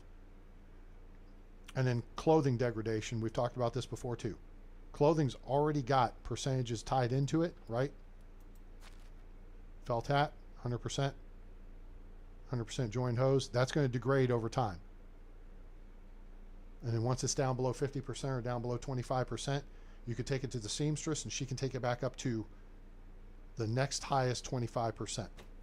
She can't restore it to 100%. She can restore it to 75%. Then once you run it back down below 25% again, she can take it to 50%. And once you run it down below 25%, she can take it to 25%, and then it's done. But your people's happiness is going to drop off, say, below 50%. And maybe even, you know, if they have to get the clothes serviced. But I think from a simplicity standpoint, you could just say, as long as you have new clothing items available in storage, then your people can get new clothing items to replace their worn ones. Boom. Good to go. They're happy. And their happiness goes up. And then it's just a quality of clothing item. What's going to make them warm in the winter? You know, quilt vests, felt vests. You know, short sleeve tunics are going to be good in the summer. Ladies' dresses.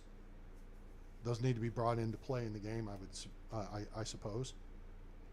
I know there's female players complaining about the clothing not being, you know, nice for ladies. They're always walking around in dresses. They wouldn't walk around in dresses and whatever. Maybe they did, because maybe that's the only thing they owned. If you wanted to look pretty or look cool, become a hunter. The huntresses have pants. They look super cool. You know what I'm saying? Everybody else is in a dress. unless they're hunting. Cool? Cool. All right. Let's do this. Let's go jump in the lake because we're a little... Typical end of days activities here is actually late. It's 4:30 almost. I don't know if we're going to be able to get sleep in.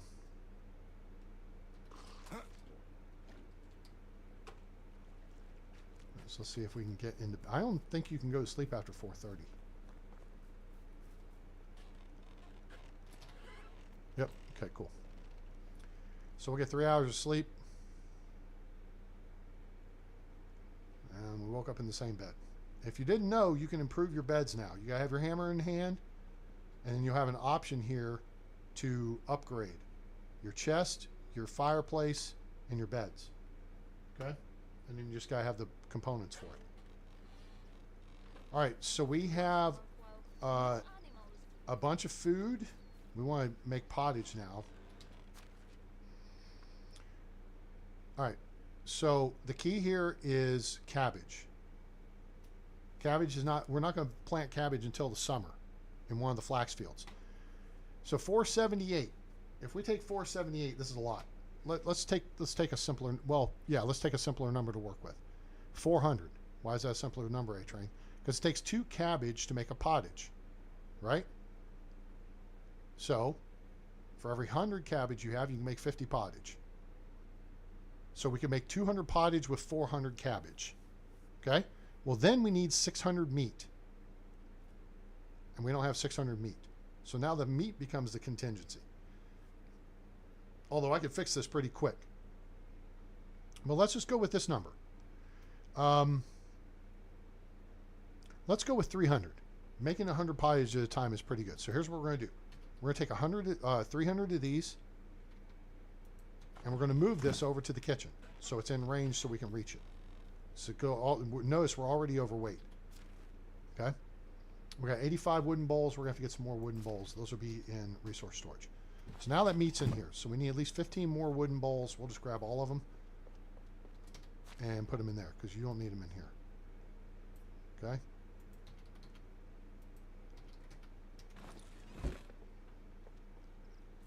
All right, so we run over here. Wink. And so we got 400 kilos to work with in here. Okay? So now, we're going to make 100 pottage. 300 meat, 200 cabbage, 100 wooden bowls. 3, 2, 1.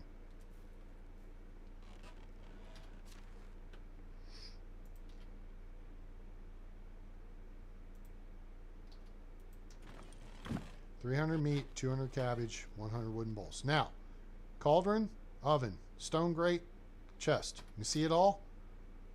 So we need these 5 and 95 of these. We're already overweight. Watch what happens when we pick this up. Boink, we cannot move. I can't move. I can't move. But I can turn, which means I can see this. Which means I can click that. REF, 100 pottage. And when you cook this, it lowers the weight.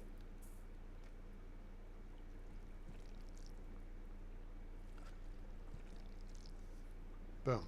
See how much the weight came off there? We're still carrying too much, but the weight came off. So our technology now, we should have just made a pretty good chunk. And we did. Okay? It was a good chunk of points there. All right. We have that, one of those. Okay, that tops us off. 100 pottage, 93 kilos. I think we'll just use a potion of weight here. And we're going to grab, I don't know how much of the flatbread we can carry. 60 kilos. Eek. That is not going to work. We'll have to come back for that. Okay. Let's grab a few more things in here because we're, what, 93 kilos? Yeah. So we got 5 kilos, 4.5, with 6 kilos of weight. The boots, that's 1. Bronze scythe, that's 4. And we got room for 1 more kilogram of weight, or 2 more, without going over. We have a lot of leather we could make stuff into. The mead we'll hold on to.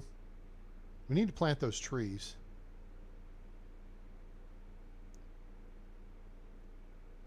Wooden vials still aren't worth the money. Oh, wait a minute. Do I still have a crap ton of rye grain on me? I do. There's a problem.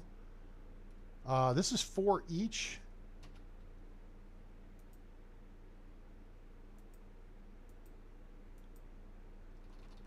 Oops.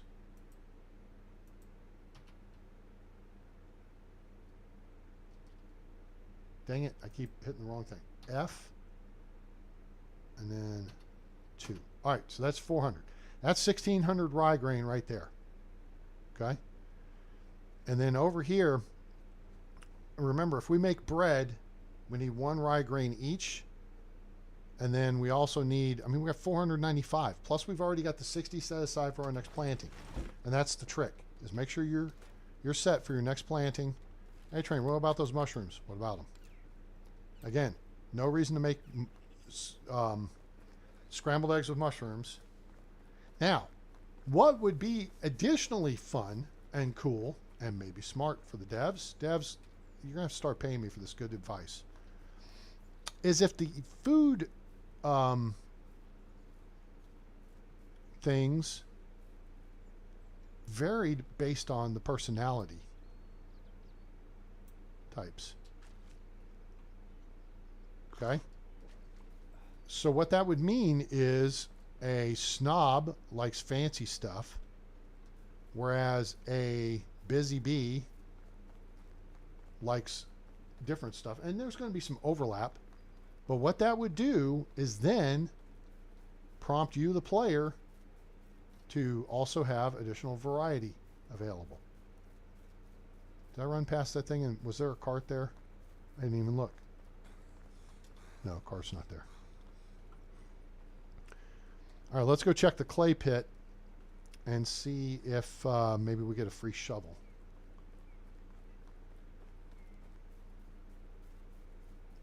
And remember, if you guys have questions, ask here in the chat or put those in the comments below.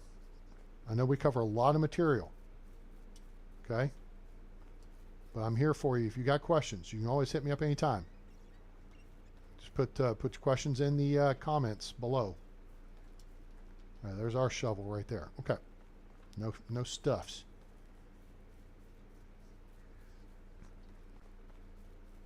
Okay, stupid packages aren't there. Crash cart's not here.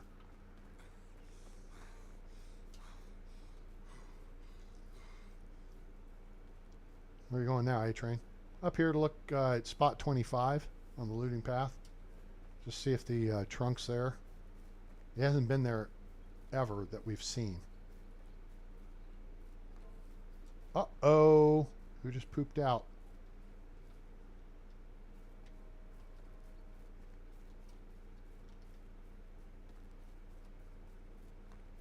Oh, wait a minute. I just goofed. All right. Whatever. Okay, now whoever has just gotten whatever they needed. Okay? So let's go back and see if we can figure out what the hell just happened. Somebody in the farm shed didn't have something they needed. The barn is still damaged. So let's look in management. So we know this field is planted, ready to go. This field is planted and ready to go. This field is almost planted. This field is in the process of planting. This field is in the process of being refertilized. Okay? So it's going from the gray state of unfertilized, which is where it is after you harvest. Then when you put down fertilizer, it goes to unplowed. Then when you till in the fertilizer, it goes to unsown. Then when you put down seed, it goes to plant's growth. Okay? We'll keep an eye on that in case it comes back up. Because I'm not sure what the issue would be. I meant to look. So we've got 3 people working there. We probably don't need 3 people working there. We still got plenty of flaxseed. We got all the oat grain. We got plenty of fertilizer. We got 5 iron hoes. They are working with top tier equipment even. Okay. We may go build another field and plant beetroot. All right, what are you folks? My mother said she'll let me do that when pigs will fly. So, if I build a pig catapult, she'll have no excuse. That's cute. A little creepy, but cute. So fair point. All right. Oh, here's the money guy, Gardemir. How do you do? I mean, he's got the fancy stuffs. He didn't have a whole lot of money, but okay, bought that.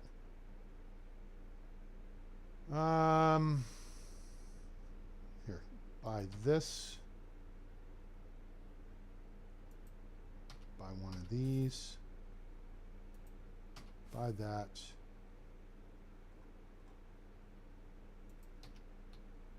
Buy some of that. Okay. See you around. All right, where's Dobie? Ghost of ya. All right, where's Edwin? Edwin, How can I help? my man, how much money you got? Boom. Okay, so now we got the weight off of us. Now we're down to a good weight to work with. I need to be down to a good weight to work with. All right, we'll hold the rye grain for now. So long. Thanks. Here's Dobie. Hello. Hi. Okay, let's see where this guy... Oh, he's turning off there. Best goods in the realm. Oh, she got a bunch of money. Done. Mostly done. Oh, no, got all that too. Ah, she can't quite afford that. Hello there. Hello there. That's a little weird. Adelina. How is life treating you? Good. Want a new pair of pants? Oh, yeah, the cooks also wear pants. All right. We just made a bunch of money. Bunch of. See, now we're down combat light. We're below 20 kilos. Below 17. That's really light. Okay. So now, See you soon. let's just actually... It's you again. Adelina doesn't have a whole lot of money left. Take care. See, so she's got pants on. In fact, she got pants with cuffs. I like it. I dig it. And then we got our boy over here. He's got... How much money you got? Can I interest you in some of my work? He got 1,000 coins. All right, so let's truck it back over, and then we will we'll grab our flatbread, and then I think we're going to look to make another field. The 3 people working, they're going to be done here pretty quick. I think we're going to get a crop of beetroot in the ground. We're going to start making soup.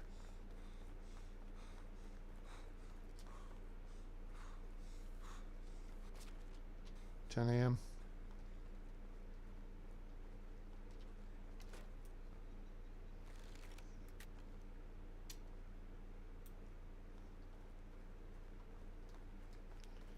While we got the weight potion of weight working for us. Go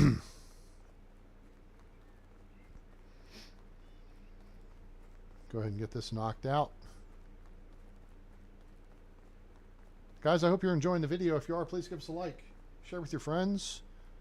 Let them know about the channel. Thousands of hours of videos available. If you have a question about the game, please feel free to ask in chat. Say hi. Don't be shy. And there are no stupid questions. You either know or you don't know. You're never going to know if you don't ask the question. We don't judge. I will do even to the point of making a graphic or a whole video, perhaps. Whatever helps you learn. And, hey, if you appreciate that, drop us a like. Subscribe, turn on that bell icon so you know when we go live or upload a video. Join us on Discord. You can ask me questions there offline. Let's get this. And, okay. Here's what I'm going to do real quick.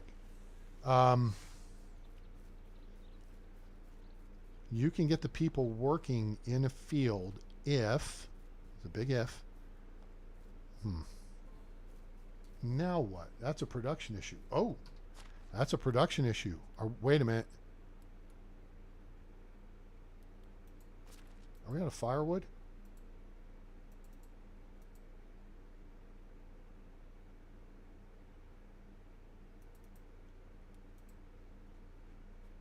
Houston, we have a problem. We're out of firewood. Okay. So what we're going to do then is move Homevern here. Where is he? Drogomil, he's a hunter. We don't want him. Farmer. Dobrochna and Zeleslawa are our typical farmers. Kanuta. Gossowit, we're going to move him back to Woodshed A. Okay. And then we are going to have Woodshed A.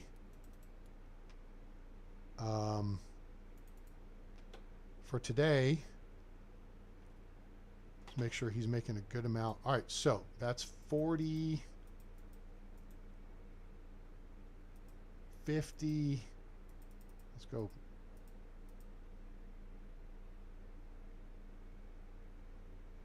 Yeah. Actually, let's run this up a little bit more. Okay, 20. Okay, so he will make 20 logs worth of firewood per day. Each log is 4 firewood. That's 80 firewood per day. And see right here, there's 20 logs of production. Okay? So we can actually, this balances out then. You see what I'm saying? Is we can balance out how many logs he's using, which is 22. He's bringing in 23. There you go. So he's going to take all the logs he gathers per day, and he's going to convert all of those logs into firewood. He's going to make about 100 firewood just today. So we show people that need firewood, that's going to actually clear up here pretty quick. Okay? Now, I want to build an additional field. The question is where? This is not a bad looking spot right here. It's not far from the farm shed. That's the trick. I think if I took out this tree right here, I think we could get 6 tiles across here, and we could have, well, we want to, oh shoot, that's steak. That's going to take, that's okay. Let me do this. This. Now see, there, firewood just went away. 5, 6.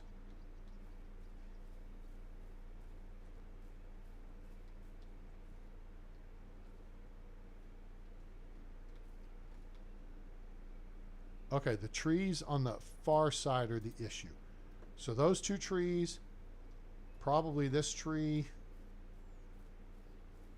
are the issue. If I'm going to do that, I hate taking out this thistle.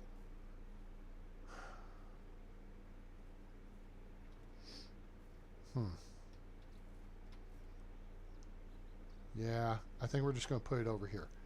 So what I'm going to do is prep this field, and then when our girls get done planting, yeah, that's okay. It'll clear in a second. See? That's all you got to do to stay ahead of this stuff. Give me... this bronze shovel will do. And what's our weight? Oh yeah, we're maxed out. We're close. Okay. So we got to work quick here, because I want to get this prepped so that our people can work on it. Will strike you down with his vicious.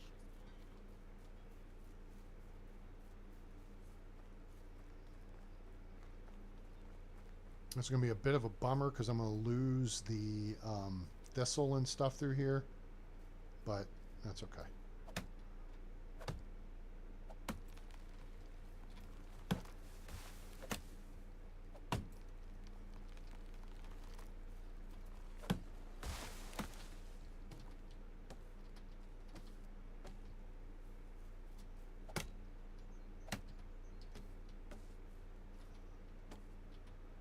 Now we got to move really quick because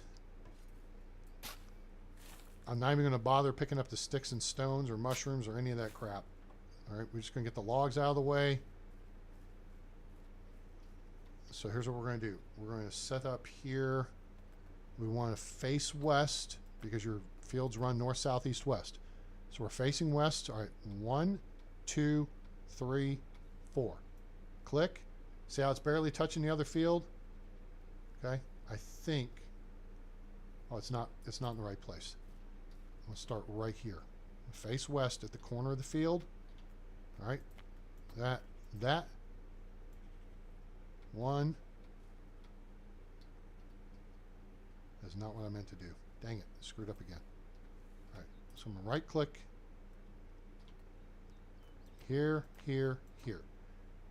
1, 2, 3, 4. And then we'll scoot over to the left a little bit, and then there. 1, 2, 3, 4, 5, 6. Crap. This tree's in the way right here.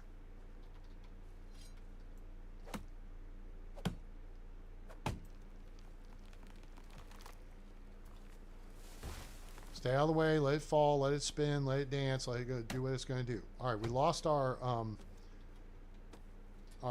weight potion, which kind of sucks. So slow us down a little bit, and we'll be okay. We really don't have anything better to do. So, all right, that gets that out of the way. And we're going to lose some of the berry bushes. We're going to lose a bunch of thistle through here and henbane. That's okay. You put someone in the herbalist hut, and they'll get that stuff. You don't have to sweat the fact that you don't have it like sitting right next. Okay, so this is good right here. Step. So we're facing west, right? You're facing a cardinal direction, north, south, east, or west. 1 step, 2, 3, 4. That's one of these boxes. So now we're going 1, 2, 3, 4, 5, 6, and then we're going to push forward as fast as it'll let us go. That's going to clear all this crap out. 8, 9, 10. Boom. Cleared it. Okay? Now, later I'll take out a couple more trees because I don't like this being in shade like this. But now, so here's how we're going to automate this. Previously, I thought you had to do all this yourself. You had to at least do the initial deal yourself. But you don't. All right, so field 6 is the new one. We're going to click on it and custom name. Okay? And we're just going to put 06. That will get it all back into order. Okay? 06 beetroot. Okay? We double click and you should see the field is empty. It's not grubbed up. If we go and we change the plant type to beetroot and we highlight it, stop field editing, escape, accept the changes, done. 60, sitting there. Okay? Now our ladies will come over here. As soon as they get done doing what they're doing, they'll come take care of that. All right? That's how that works. I'm going to throw the shovel in here just so it's convenient, because if we make any more fields, they'll probably be over this direction. And we are loaded down with logs, which kind of sucks. We can't craft firewood with them, but our guys are catching up with firewood production. I could have done it with the other... we have 2 woodcutter sheds going. Okay. Let me see how many logs we have. I think we have probably 20, 25-ish. 15.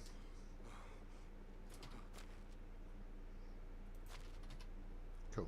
All right, so guys, just under weight.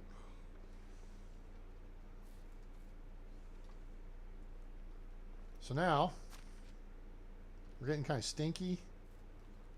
So we're just going to go get a sip of water, jump in the lake, get cleaned up real quick. Bloosh. Q gets in my case if I don't drink before I wash. Okay. We'll jog this out. No reason to pull our weapon. There's nothing between here. No threats between here and Gustovia. It's part of the reason why this area is good. You notice I do look across the river over there. There traditionally, it may have changed. There's 2 spawn points for bad guys. One of them would be right there where I'm looking. The next one's a little further up. Otherwise, your next closest one will be up the hill here and then over towards Denica. But nothing right here in the immediate area that's a threat. You can, all your operations between here and Gustovia, you have no, the only thing that's a threat is boar. So, and they are Why are they grayed out? I did not hunt the boar this season. Why are the boar grayed out? I hunted the deer yesterday, right? Or was that in winter? No. That was yesterday. Are our hunters now killing off the local animal population? Which means if you hunt it, they can't? That would be new. Like your people will, you won't see them go cut down trees, right? I mean, you will, but they're not really actually cutting down trees. They're working from 8 a.m. to 6 p.m. regardless. But you'll see, and sometimes you'll see them walk out and chop on a tree. Typically, I think that's when you get to Woodcutter Shed 2. One of them will be working on, making planks or whatever, firewood, working on the workstation. The other one will go out in the woods with an axe and go chop on trees. I have a feeling. No, you are still in the valley. I don't know what you're thinking. All right, so our girl over here still has some money. Adelina. How do you do?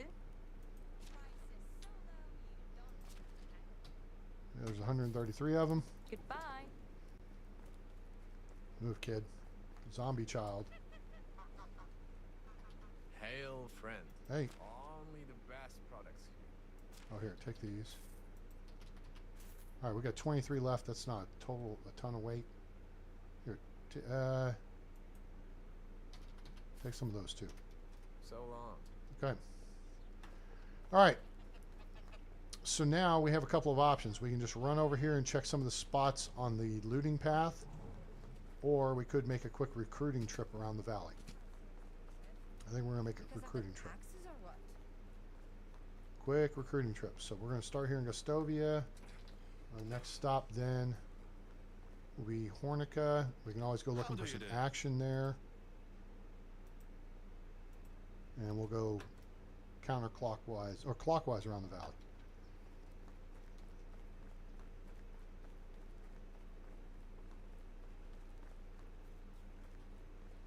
All right, what do we have here? Ladies, what's happening? Nawoja, you've been around. You are not. Oh, Nawoja's gotten some skills. She's a farmer. She's a survival and production. That's not bad. So she is a 3, 6, 9, 10, 13 point NPC. That's not bad. If you need a production specialist and farmer, she'd be good. Nita Mira, let's chat with her. Let's romance her. Seem interesting. What's your favorite season? Summer, she's a snob. Sunny days. Favorite color is going to be gold, of course. Tell me about your birthplace. Bullshit story. Dragon, yes. Okay. I'm creating a settlement. Come join my settlement. And then get foe. Goodbye. We don't want snobs around here. You're out. Ingarda. Your name I can pronounce. Okay, she's an average NPC, 332211, 12 points. She's a farmer and a diplomacy specialist, which means you can put her to work in a market stall, which we're going to need to do. But Nawoja's not. She's also a farmer, but she's a survivalist and a production specialist. She'd be much better. So let me write that down. We'll think about Nawoja.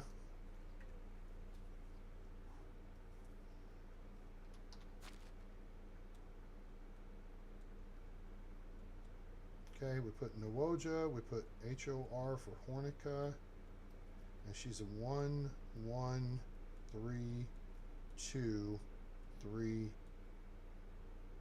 3. Yes. Okay.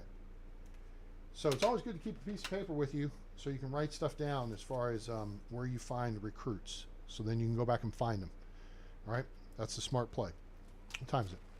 15:57. It's kind of late in the day. Because if we find somebody we want, we're going to have to go get a house built for them. I mean, they should be here next season. How are you? I need a ride. Let's go to Jezreka. We're looking for a unicorn. Now, Jezreka, if you go down the path down there, there's a possible bad guy spawn there. And if you go up the hill towards Hornica, there's a possible bad guy camp, actually, right here. That one will have pikes, and there will be at least one shooter. Usually one shooter and 2 tanks. 2 thugs. What do we got here? No, not going to work here anymore. He's not bad. He's a 12-point NPC, but he's only got 1-3. So he's kind of average. Sobibor. He's below average. Dizislaw. Oh, it's you again. No, you don't know me. Don't act like you know me. Join my village and catch the bus to Piastovia to get trained. I can't pronounce your name. Since I can't pronounce your name, you go catch the bus with him too. You guys, that's your travel buddy.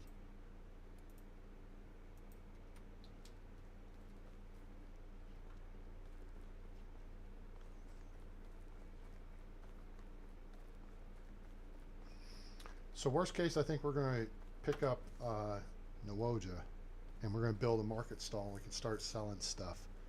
Then we got to figure out what we want to make to sell. How are you?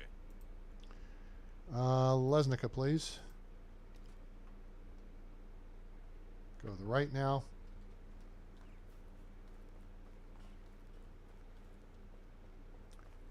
Lesnica's redesign is pretty good. Ingwar. Ingwar? Okay, he's a 13-point NPC. If this were your first one of the... There's a yes and no to this guy. Okay? Yes, he's an extraction specialist. Okay? You want an extraction specialist for your first 2 villagers. But he's a diplomacy specialist. You don't want that early game. You want extraction, production, then farming, then hunting. Wilkomir? Oh, you're the it's you again. Captain Average. Get out of here.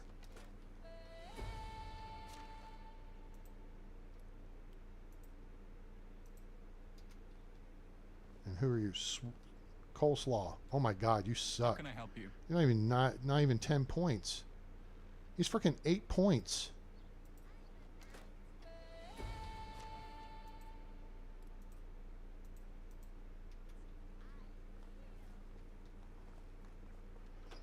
Next.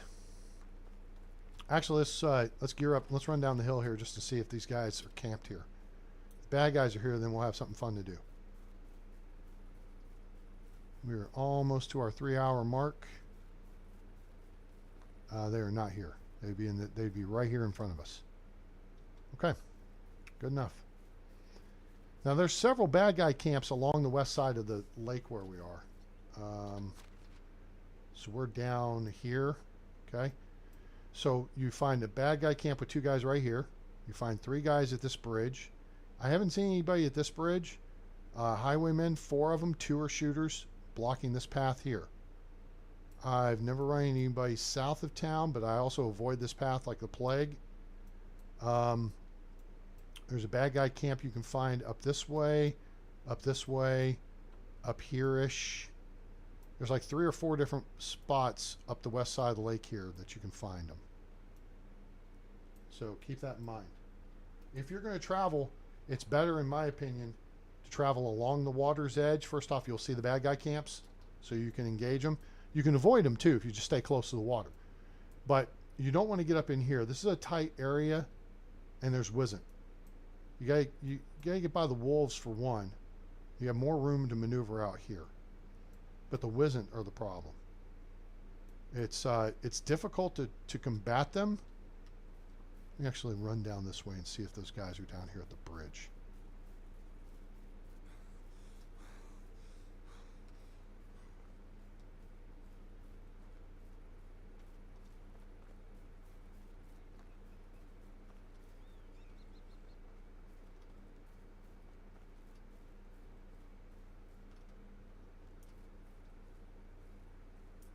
I don't see him.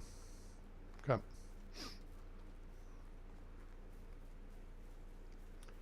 We could work on our survival skill here a little bit. Grab some dandelions, whatever. Just keep moving. Just keep moving. Just keep moving. And by this point in the game, I mean, a mount is fine. It's just more of a hassle than I like. Hello All right, there. we just hit 6 o'clock because the lights came on. Rolnica, please.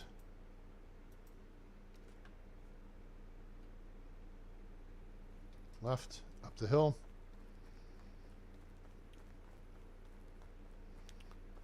Now we could go down to the water's edge, look for the big camp, look for bad guys. That's an option.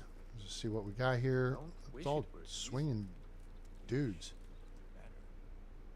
All right, this guy is a 14-point NPC, and he is good. All right, if you're starting out, you take him every day and twice on Sunday. He is a 3 in extraction and a 3 in production. Those are your number 1 and number 2 skills in demand early game. There's nothing like the Okay. crackling of the So code. Swilub, we're going to write him down. Sleeping outside. Although we want market people, we could always put him in a slot where someone, you know, and move someone else into the market. Okay, so SWIELUB, Swilub. He's in Rolnica.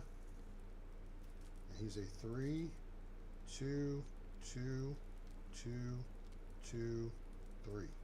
Okay? If you can find somebody with 3 3s and preferably, you know, 1 or 2 1s at most, this guy's average. See, he's a survival guy and a production guy, which is not the worst thing. And this guy is a 12-point NPC. He's a diplomacy specialist and a survival guy.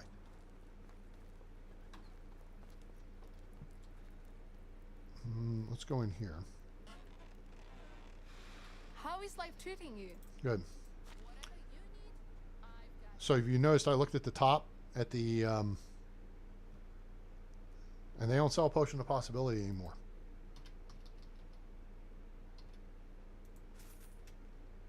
See you around. So these are your 3 or your 4 dealers right here in the village. As long as you catch them before they go to bed or they're heading to bed, even after hours. I mean, it's just 7 o'clock. You can catch them at the fire pit. You can catch them at the tavern. You know, whatever. Just catch them before they go to bed, so that extends the availability. So once they come out of their house in the morning, oh shoot, we're going looking for this big camp down here.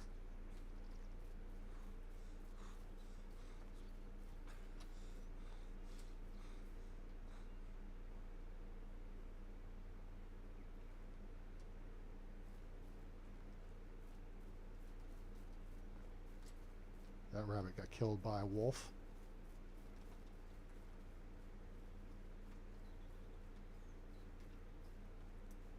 Nobody at the bridge. All right, we're looking for this camp right here. I don't see it. It's just, it was swung wide around the wolf spawn. Oh, there it is. Actually, it is here.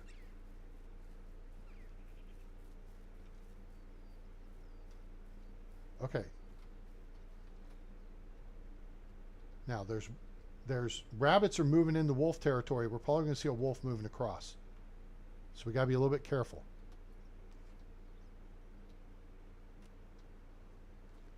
This is where you get a lot of good stuff. That's not great. This ain't great either. Damn. Okay, this thing's making a liar out of me. There's boots, geish, flat straw hat.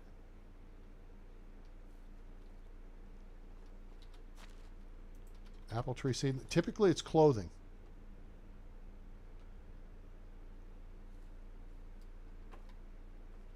You don't need a cudgel. You don't need a stupid cheap torch, whatever. Wow, that's kind of crappy. Nothing in there. There's cheap torch.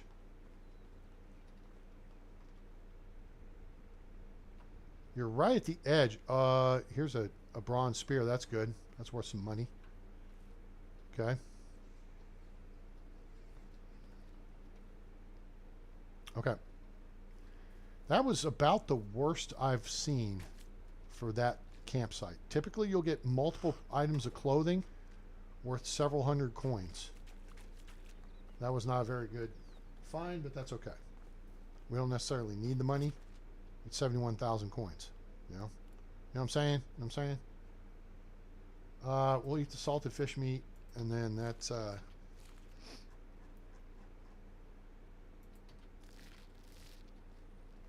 come back and take another sip of water. Anytime you eat salted meat, it's going to dehydrate you a little bit.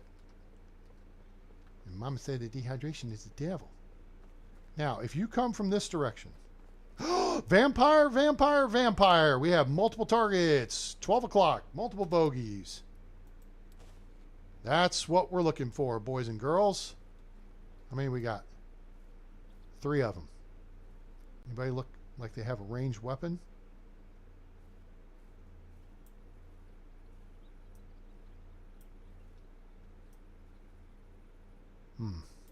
Which one? Shit.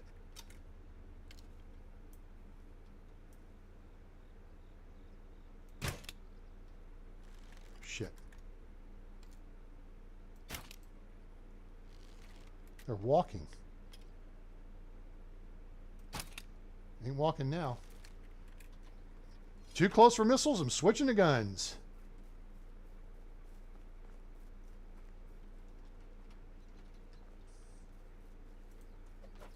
Damn it, he got me good with that lick. Come on. Shit, he's got a copper axe.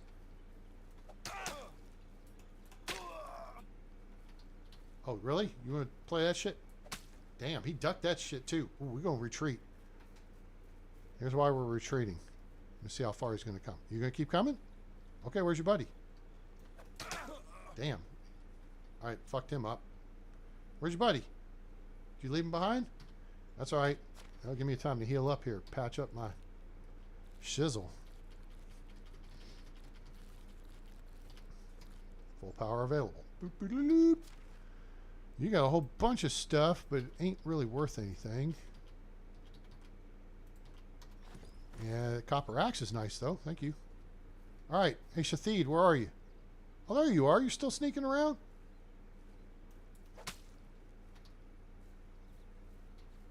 Damn it, that bird scared me. Okay, that's all right.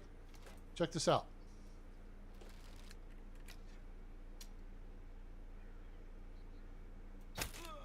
In your face.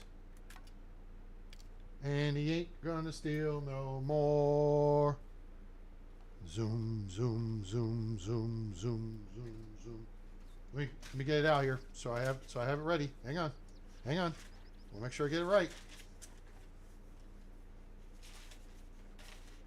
He was just a rookie bandit, and inside he hid his fright. A wheat beer in his left hand and an onion in his right. He had no clue his last meal would be on this fateful night, and he ain't gonna steal no more. Gory, gory, what a hell of a way to die. Gory, gory, put a bolt right through his eye.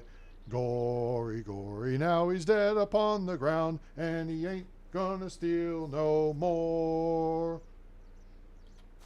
That's the first verse of Blood Upon the Tunic, an A-Train original. Thank you very much. All right, so that was an interesting approach that they came out. So nobody's a shooter.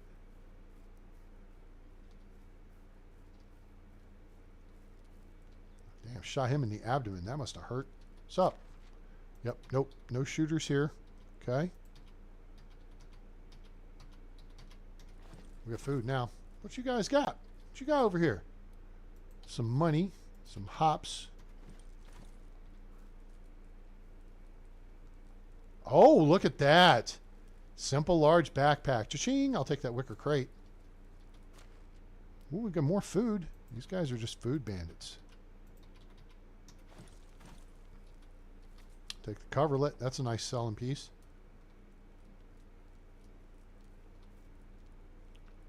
Go look in the perfectly good cart that I'd like to take home. Nope. And there's a cherry wine. You can sit on the fire deals. All right, I think we're good. Got the contraband all cleaned up. All right. Good show. Bronze bolt, bronze. That bronze spear is worth a good chunk of change. We'll only get 70%, 78% of that value, but that's still. That's why it's important to loot stuff, guys. That's it. That's your hookup right there. Okay. So you got to hear blood upon the tunic. Here's the other thing. That simple large backpack we picked up is 100%. That's 740 coins because we get screwed.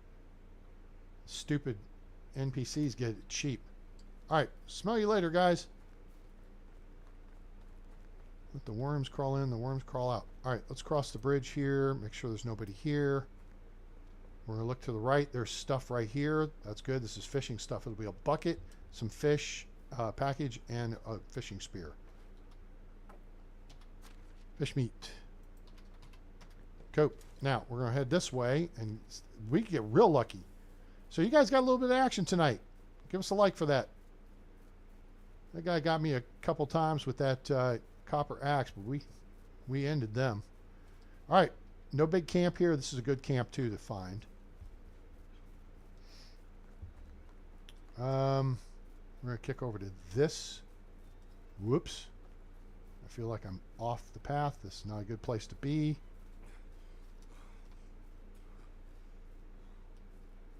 So that's why you got to look out for fires. You see? Oh, there we go. We're in the right place.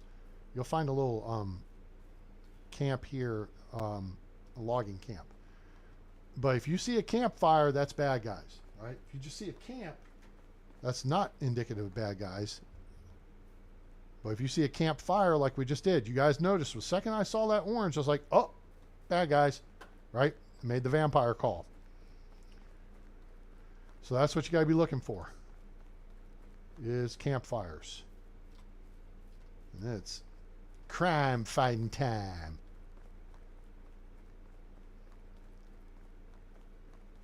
What's up, Uber? I'll be back. See what kind of talent. Oh, we got choices here. Nice. Let's let our stuff heal up. Hi. What's happening, folks? What's your name? Oh, Unislawa. Nice receding. She's over here from Well-worked food and water. Oxbow. Unislawa is the weapons and tools dealer in the Piastovia market. Then her older sister, Emislawa, is the clothing dealer. So she is not worthy. So we're going to actually send her back over there. She is a, what is that, 3, 5, 10-point NPC? Hello there. We'll pick up a little bit of diplomacy. Let me ask you a question. Favorite animals? This is, you know what? Let's ask this.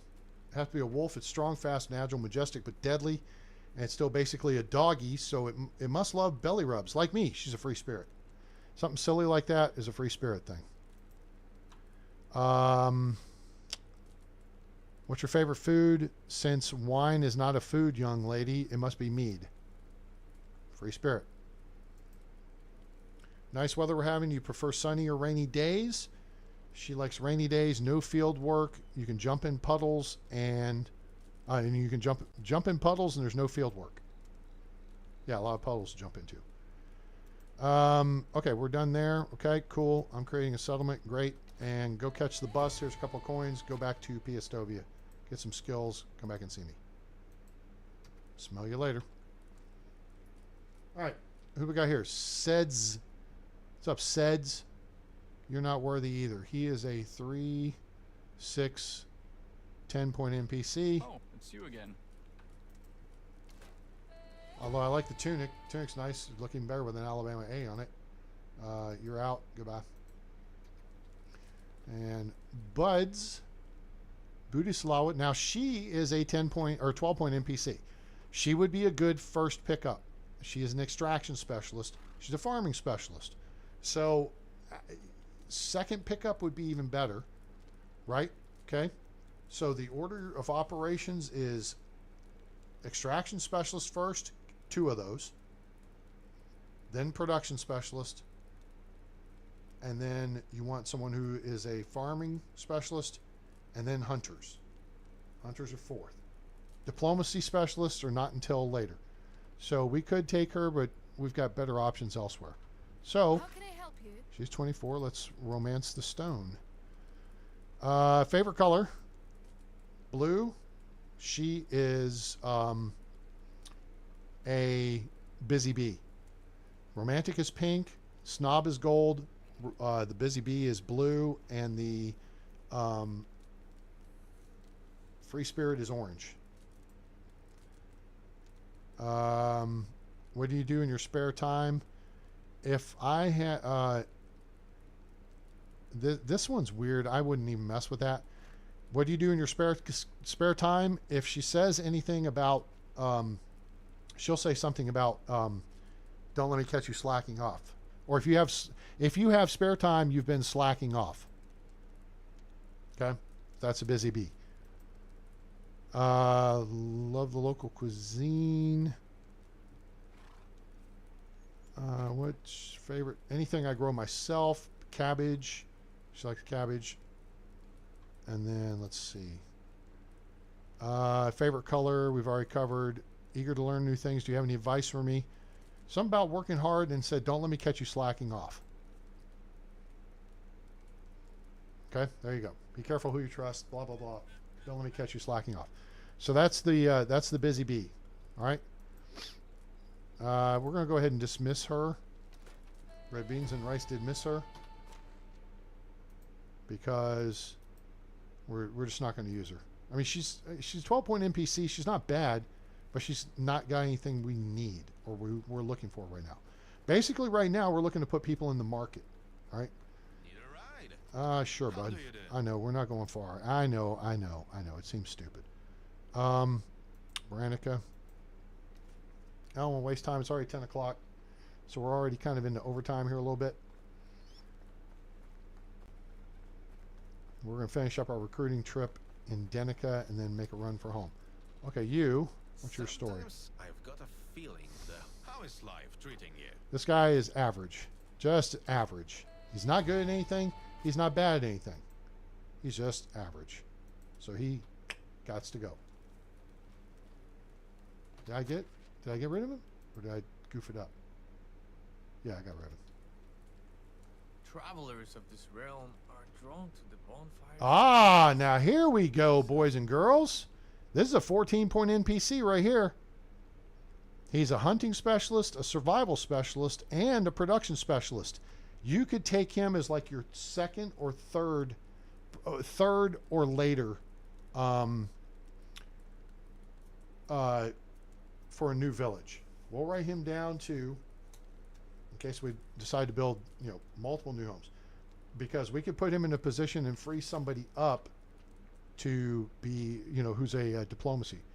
All right, so Beadstar.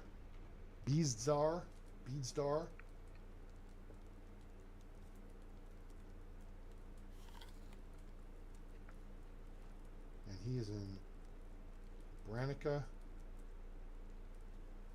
He's a what? 231 233. 231 233. Yeah, he'd allow us to free up somebody out of production or hunting. And that's a 3 at diplomacy, and we can put them in the market. Hello there. Oh, never mind. Take care. Sorry, bud. All right, let's jet over to Baranica. Hello. Oh, if you guys haven't, Goodbye. by the way, resource storage building right there outside the North Cave. Build it. How can I help? Just saying. Smart play.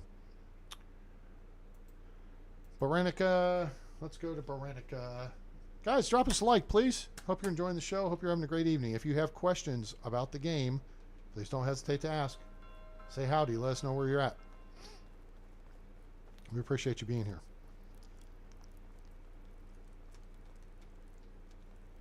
Wizarad. He's a 12-point NPC, but he's only got 1-3. If you need a farmer, okay, but he's not going to be good at anything else. Sweetoslawa. She's a diplomacy specialist, I've heard about a which man would be good in who the... ran a whole village entirely by himself. Yes, that would be me. Okay, he's an average NPC. If you need a hunter and a production specialist, he's a good pickup. Okay? So then you can make stuff and you can put him to work hunting. 12-point NPCs are what you want at a minimum.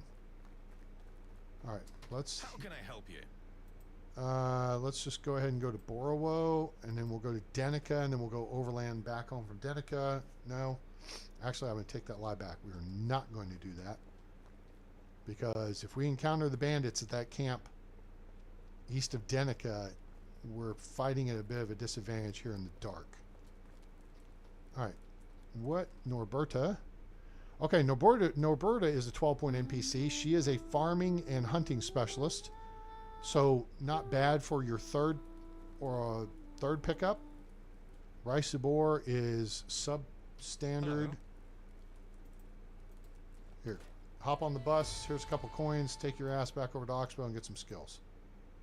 Goodbye. And Wizbora, she is a 11-point NPC. She's a diplomacy specialist, okay, great, but I want people with at least 2 skills like Norberta has, okay? But honestly, I don't need a hunter and or a farmer right now. You know what? We'll go ahead and go to Denica. I doubt those guys are there. If they're there, we'll work it out. Then with my family. Hello.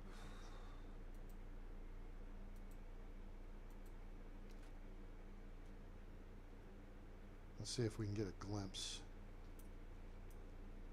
Go ahead and arm up. While we're here, actually it's getting to be about 4:30, 3:30 in the morning. So starting to get light. We're going to run over here and just check for the bronze pickaxe. Not that we can't make them, but free is my favorite. All right, so the thing we're looking for is right here, and it is here, I'm thinking. Nope, it's not. Right here.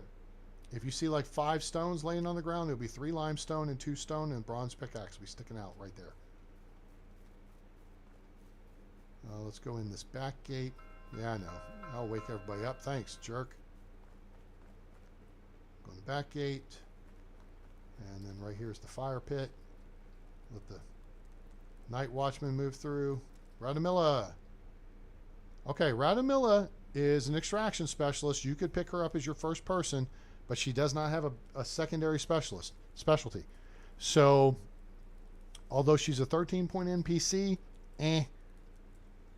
you could always replace her. Travels are all very well, Now, but here, you got Ed Burga. She is a 13-point NPC as well. But she's a farming and diplomacy specialist, which is not bad. Okay? So you could put her in the market, which is what we need, is somebody to put in the market. And actually, in the people who I've written down here, we have not come across a diplomacy specialist. Ed Burga. We'll call her Eddie. Ed Burga. She's in Denica. And so 1, 2, 3, 3, 2, 2. 1, 2,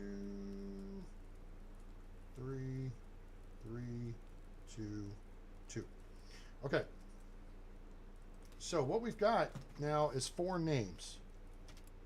Oops. Let's save this real quick and we're going to hit the road. We got 4 names. What we have is Nwoja and Hornica, who is a 113233.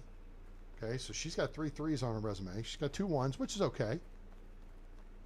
Now, we are looking for bad guys right up here in front of us. If you see a... Shh. Okay, I saw the tree. Tree threw me off there. All right, if you see pikes, this is their camp. Okay, you'll see pikes along here, and you'll see a fire burning. Okay, grab this crap, salted meat. There's some leather and some fur. Okay, just grab that. All right, there you go. And then we hit the road for home.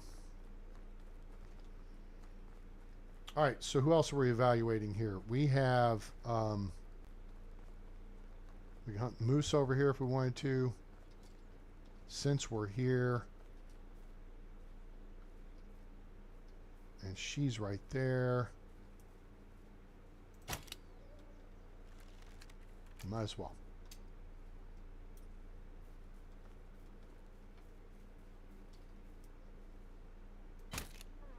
There. 2 shots, 2 kills. Grab your weapon. Okay, let's review real quick. Nwoja. Okay, so then there was Swilub in Rolnica, and he was a 14-point NPC, so he's the best of the bunch. Oh, we're getting over next to Piggy territory here. That's Piggy territory.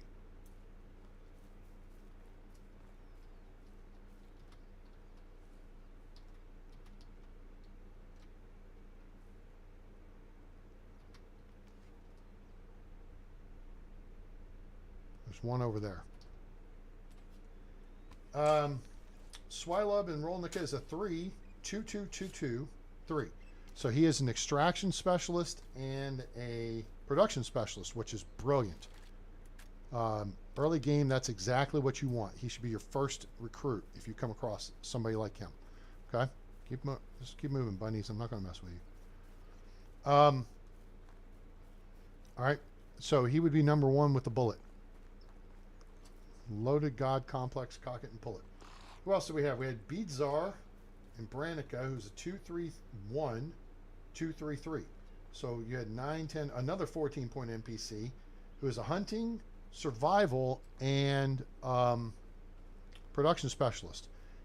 Would be a good number 3 NPC. I'd take him as a 2 as your second NPC, but you know, if you saw him, get a house built and recruit him. This is where the other camp would be. So no Gotti camp. Let's get our ass back to the house. And then our 4th contestant is Edberga Indenica. And she is a 13-point NPC with 3s in farming and diplomacy. So she's the only one who has the skill we actually want. But we have other members of our village who are strong in diplomacy. Now, see, this is the new field, and see they've already, so they're tag teaming this. One person is fertilizing, and one person is grubbing the field. The other fields I suspect are ready to go. This field needs 4 more, and then this field needs to be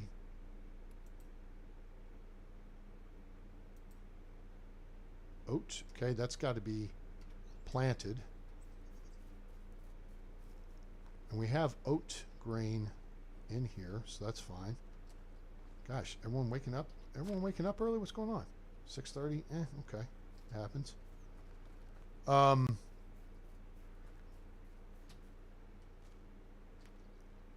We have the meats.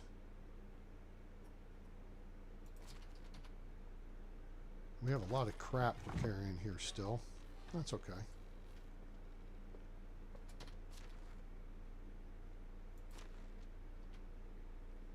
A lot of food.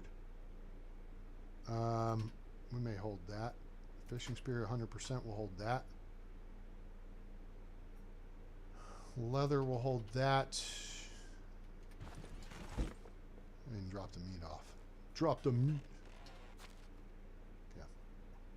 In fact, let's just drop the cheese here. Let people eat the cheese. It's the last day of the season. We got some apples. That's good. Flatbread. We still, oh shoot, we still got to sell that.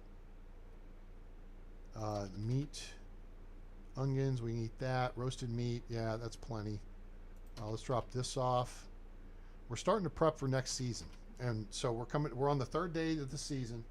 And what we want to do is make sure we're in a position just to get through the day. Once you're afternoon, if you're full on food, full on water, and clean, you won't have to eat or drink again.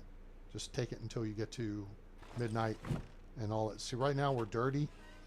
We will have to we'll have to deal with that as far as if we have to go deal with somebody, we don't want to be stinky and they won't deal with us. So then we got to start building the markets. We'll look at that going into summer. And otherwise,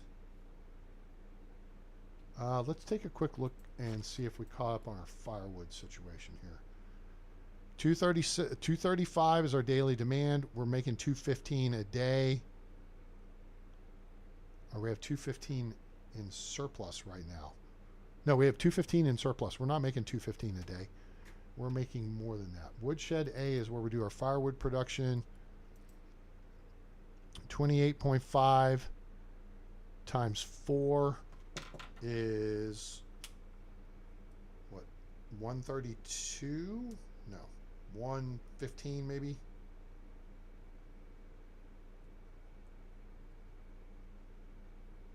$114. Okay. So 114 firewood per day times 4 is 456. So we're making 456 heat units or BTU worth of firewood a day. All right.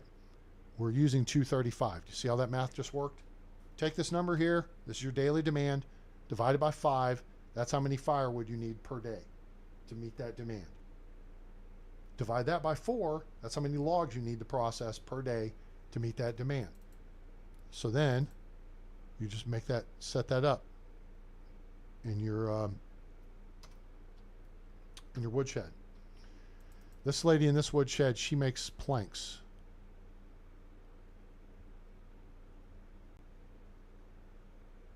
And actually,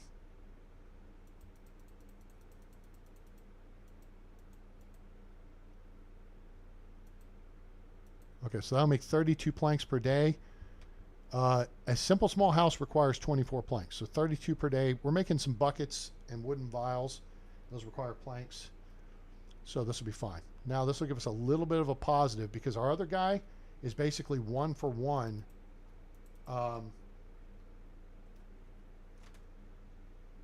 Hey, KC Creations with a K. That's very clever. One thing I don't get with the devs is why they don't have supplying or villagers with clothes. That's a great point. I actually went through that earlier in the episode, and I completely agree with you. You know, our clothing, like these boots are at 78%. Well, my noble boots, my felt hat's 100%. You know, my joined hose are at 100%. My noble boots are 100%. They have not built in clothing degradation into the game yet. And it would be great if they would.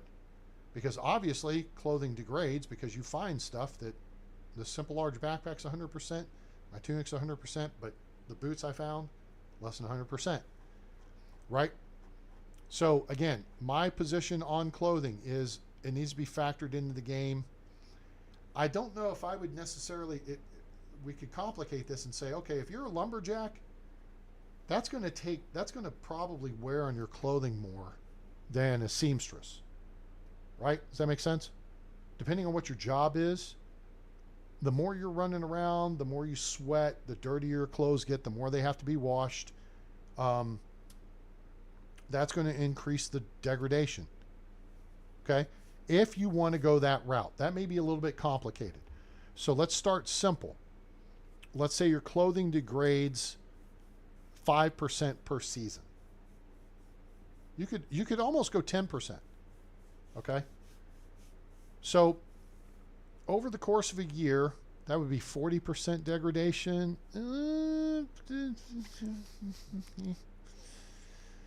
That's not bad.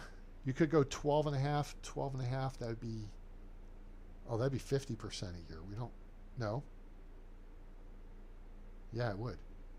10% per season, maybe 8% per season. Okay? Because my point is this. Once you get below 25%, okay, you can take it to your seamstress to repair, and she can take its durability back to 75%. Okay? Does that make sense? The first time. Then you wear it down below 25%. Then you can take it to the seamstress again. She'll take it up to 50%. And then once you're below 25% again, she can take it to 25, and then it's effectively worn out. There's nothing left to it, right? So you could actually get your clothes, because if you look in the game, you'll see NPCs with like these joined hose on with a patch on the leg. And you'll see shirts with like patches on them and stuff. So that exists. All right? So the modeling is there. And then to me, what you have to do is not only, this is the first step, is dealing with clothing wear and tear. Then you have to produce clothing for your people to draw from your storage, resource storage. So then you've incentivized making clothing, making footwear, clothing, warm weather clothing, and cold weather clothing. Which I might suggest then they really need to put a third work position in the sewing hut, because sewing hut 1 and sewing hut 2 have only one work position, even though there's technically 3, right? If we go into sewing hut right here, you got the loom, that's 1 position, the work table, that's 2, and the spinning wheel, that's 3. Okay? The barn has 3 work positions. The workbench, the kern, and the threshing floor, but you can put 4 people in the barn. And all 4 will be working. One of them will look like they're standing around. Right? Does that make sense? So to me, level 2, I think you go to 2 work positions. Level 3, you have 3 work positions. And then one of them may be fixing clothing.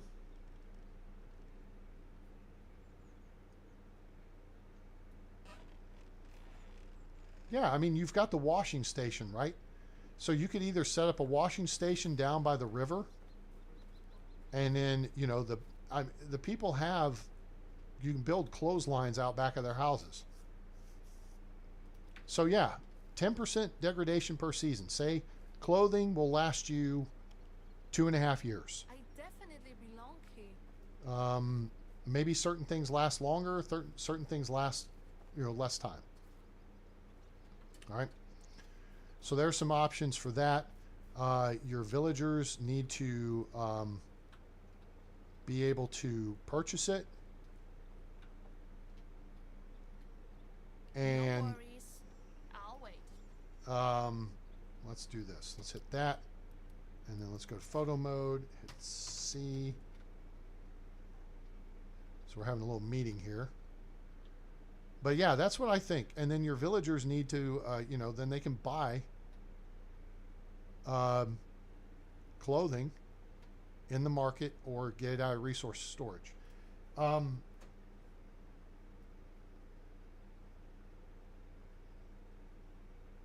Well, again, part of the wear and tear aspect of it is it would degrade over time. Maybe it gets ripped. Maybe, you know, it just gets worn thin or whatever. And then you could take it to the seamstress once it's below 25% durability and have it repaired up to the 75%, then 50%, then 25%, and it's done. So that's the first step, is making clothing something that degrades, and then your villagers, you have to supply your villagers just like, well, I mean, it's a small development team, so I'm not going to complain too much about it. They are working on processes. The problem with it is, as we've discussed here throughout the episode, and I discuss this a lot because I've thought this through.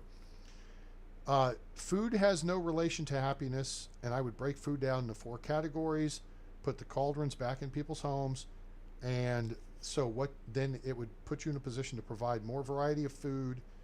You could even almost go a step further. So this would be the first step, is happiness of people is tied into the variety of food available and the tiers of food available, as opposed to raw fruits, vegetables, and meats, to having multiple items to make, you know, stew, soup, pottage. That's a tier 2 food. Breads are tier 3 foods. Pies and tarts are tier 4 foods. And as you advance your technology, your people get happier. In that you'll have the, you know, you'll have more options for them. Do people want options? So, but also when it comes to food, the clothing is the same thing.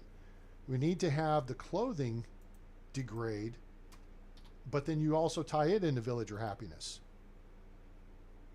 Because right now you have no reason to provide them anything more than meat or cabbage. There's no incentive. The devs are too focused on dicking around with prices as opposed to actually, you know, making something work better in the game. So, but that's okay. You know, small team. I get it. They put. I mean, they worked for 4 months to get multiplayer ready for console. You know, I'm on PC, so I had 2.0 last December when it came out, and we got to enjoy that through 2.0.2.4 when they stopped working on it in February, and then we went 4 months with no updates, and now we're getting little patches here and there. Rebalancing and tweaks, I'm kind of done with at this point because they keep dicking up the prices trying to make the game harder, and they won't actually do what needs to be done to make the game harder, like bring in a supply side, you know, barter and trade system, or make villager happiness contingent on food quality or clothing availability. I play Farthest Frontier, and that's a major part of the economics of that game. You don't have the first person or role-playing aspect, but it is a medieval city builder, it is management, and you have to provide for your villagers the things they want, like soap or shoes or clothing, and then their happiness goes up, which attracts more people to your village. And then as you upgrade your town hall, people will upgrade their own homes based on the products you have available to them, candles and soap, and then clothing and all that stuff. So, and then they want a variety of food too. Also, yeah, if they do the hat, the hood would be cool.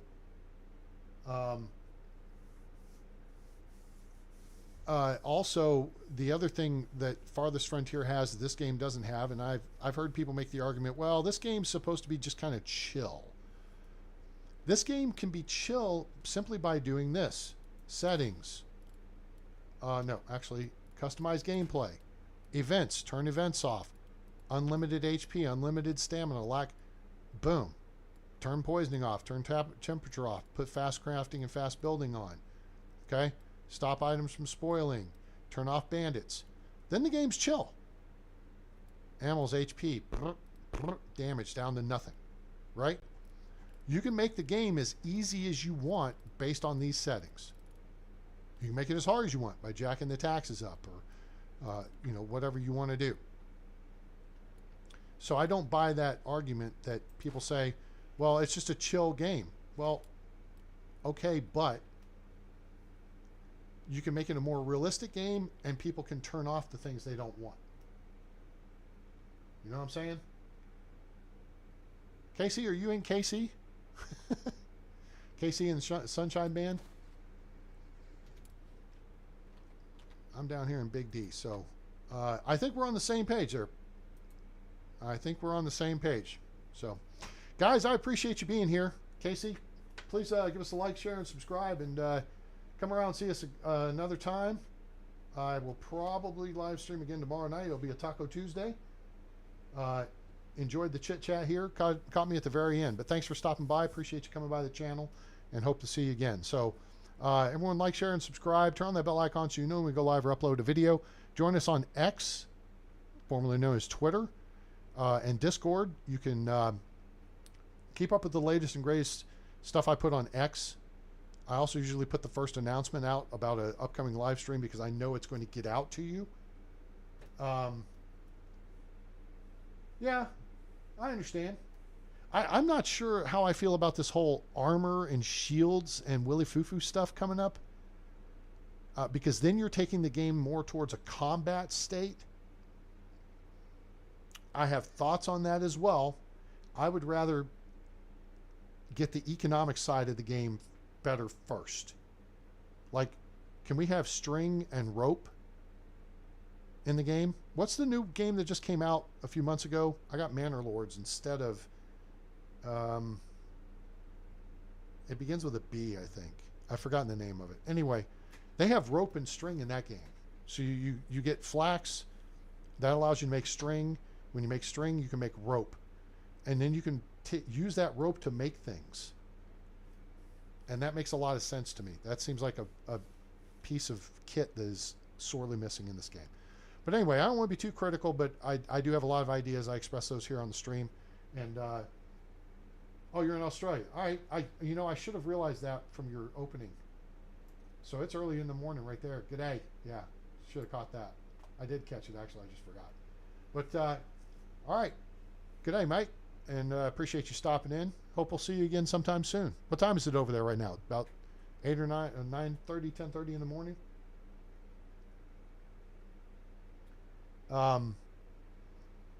Also, so join us on Discord. If you have questions, you want to share pictures of your villages, talk about this game or other games, do that on Discord. If you got questions about this, hit me up in the comments on the video. I answer those right away. Catch us on the live stream, the chat. If you have a question and it's like, hey, A-Train, can you explain this? I may put a video together. I may put an infographic together. Like if you want to understand how XP for hunting works, there's the chart. I put that together the other day.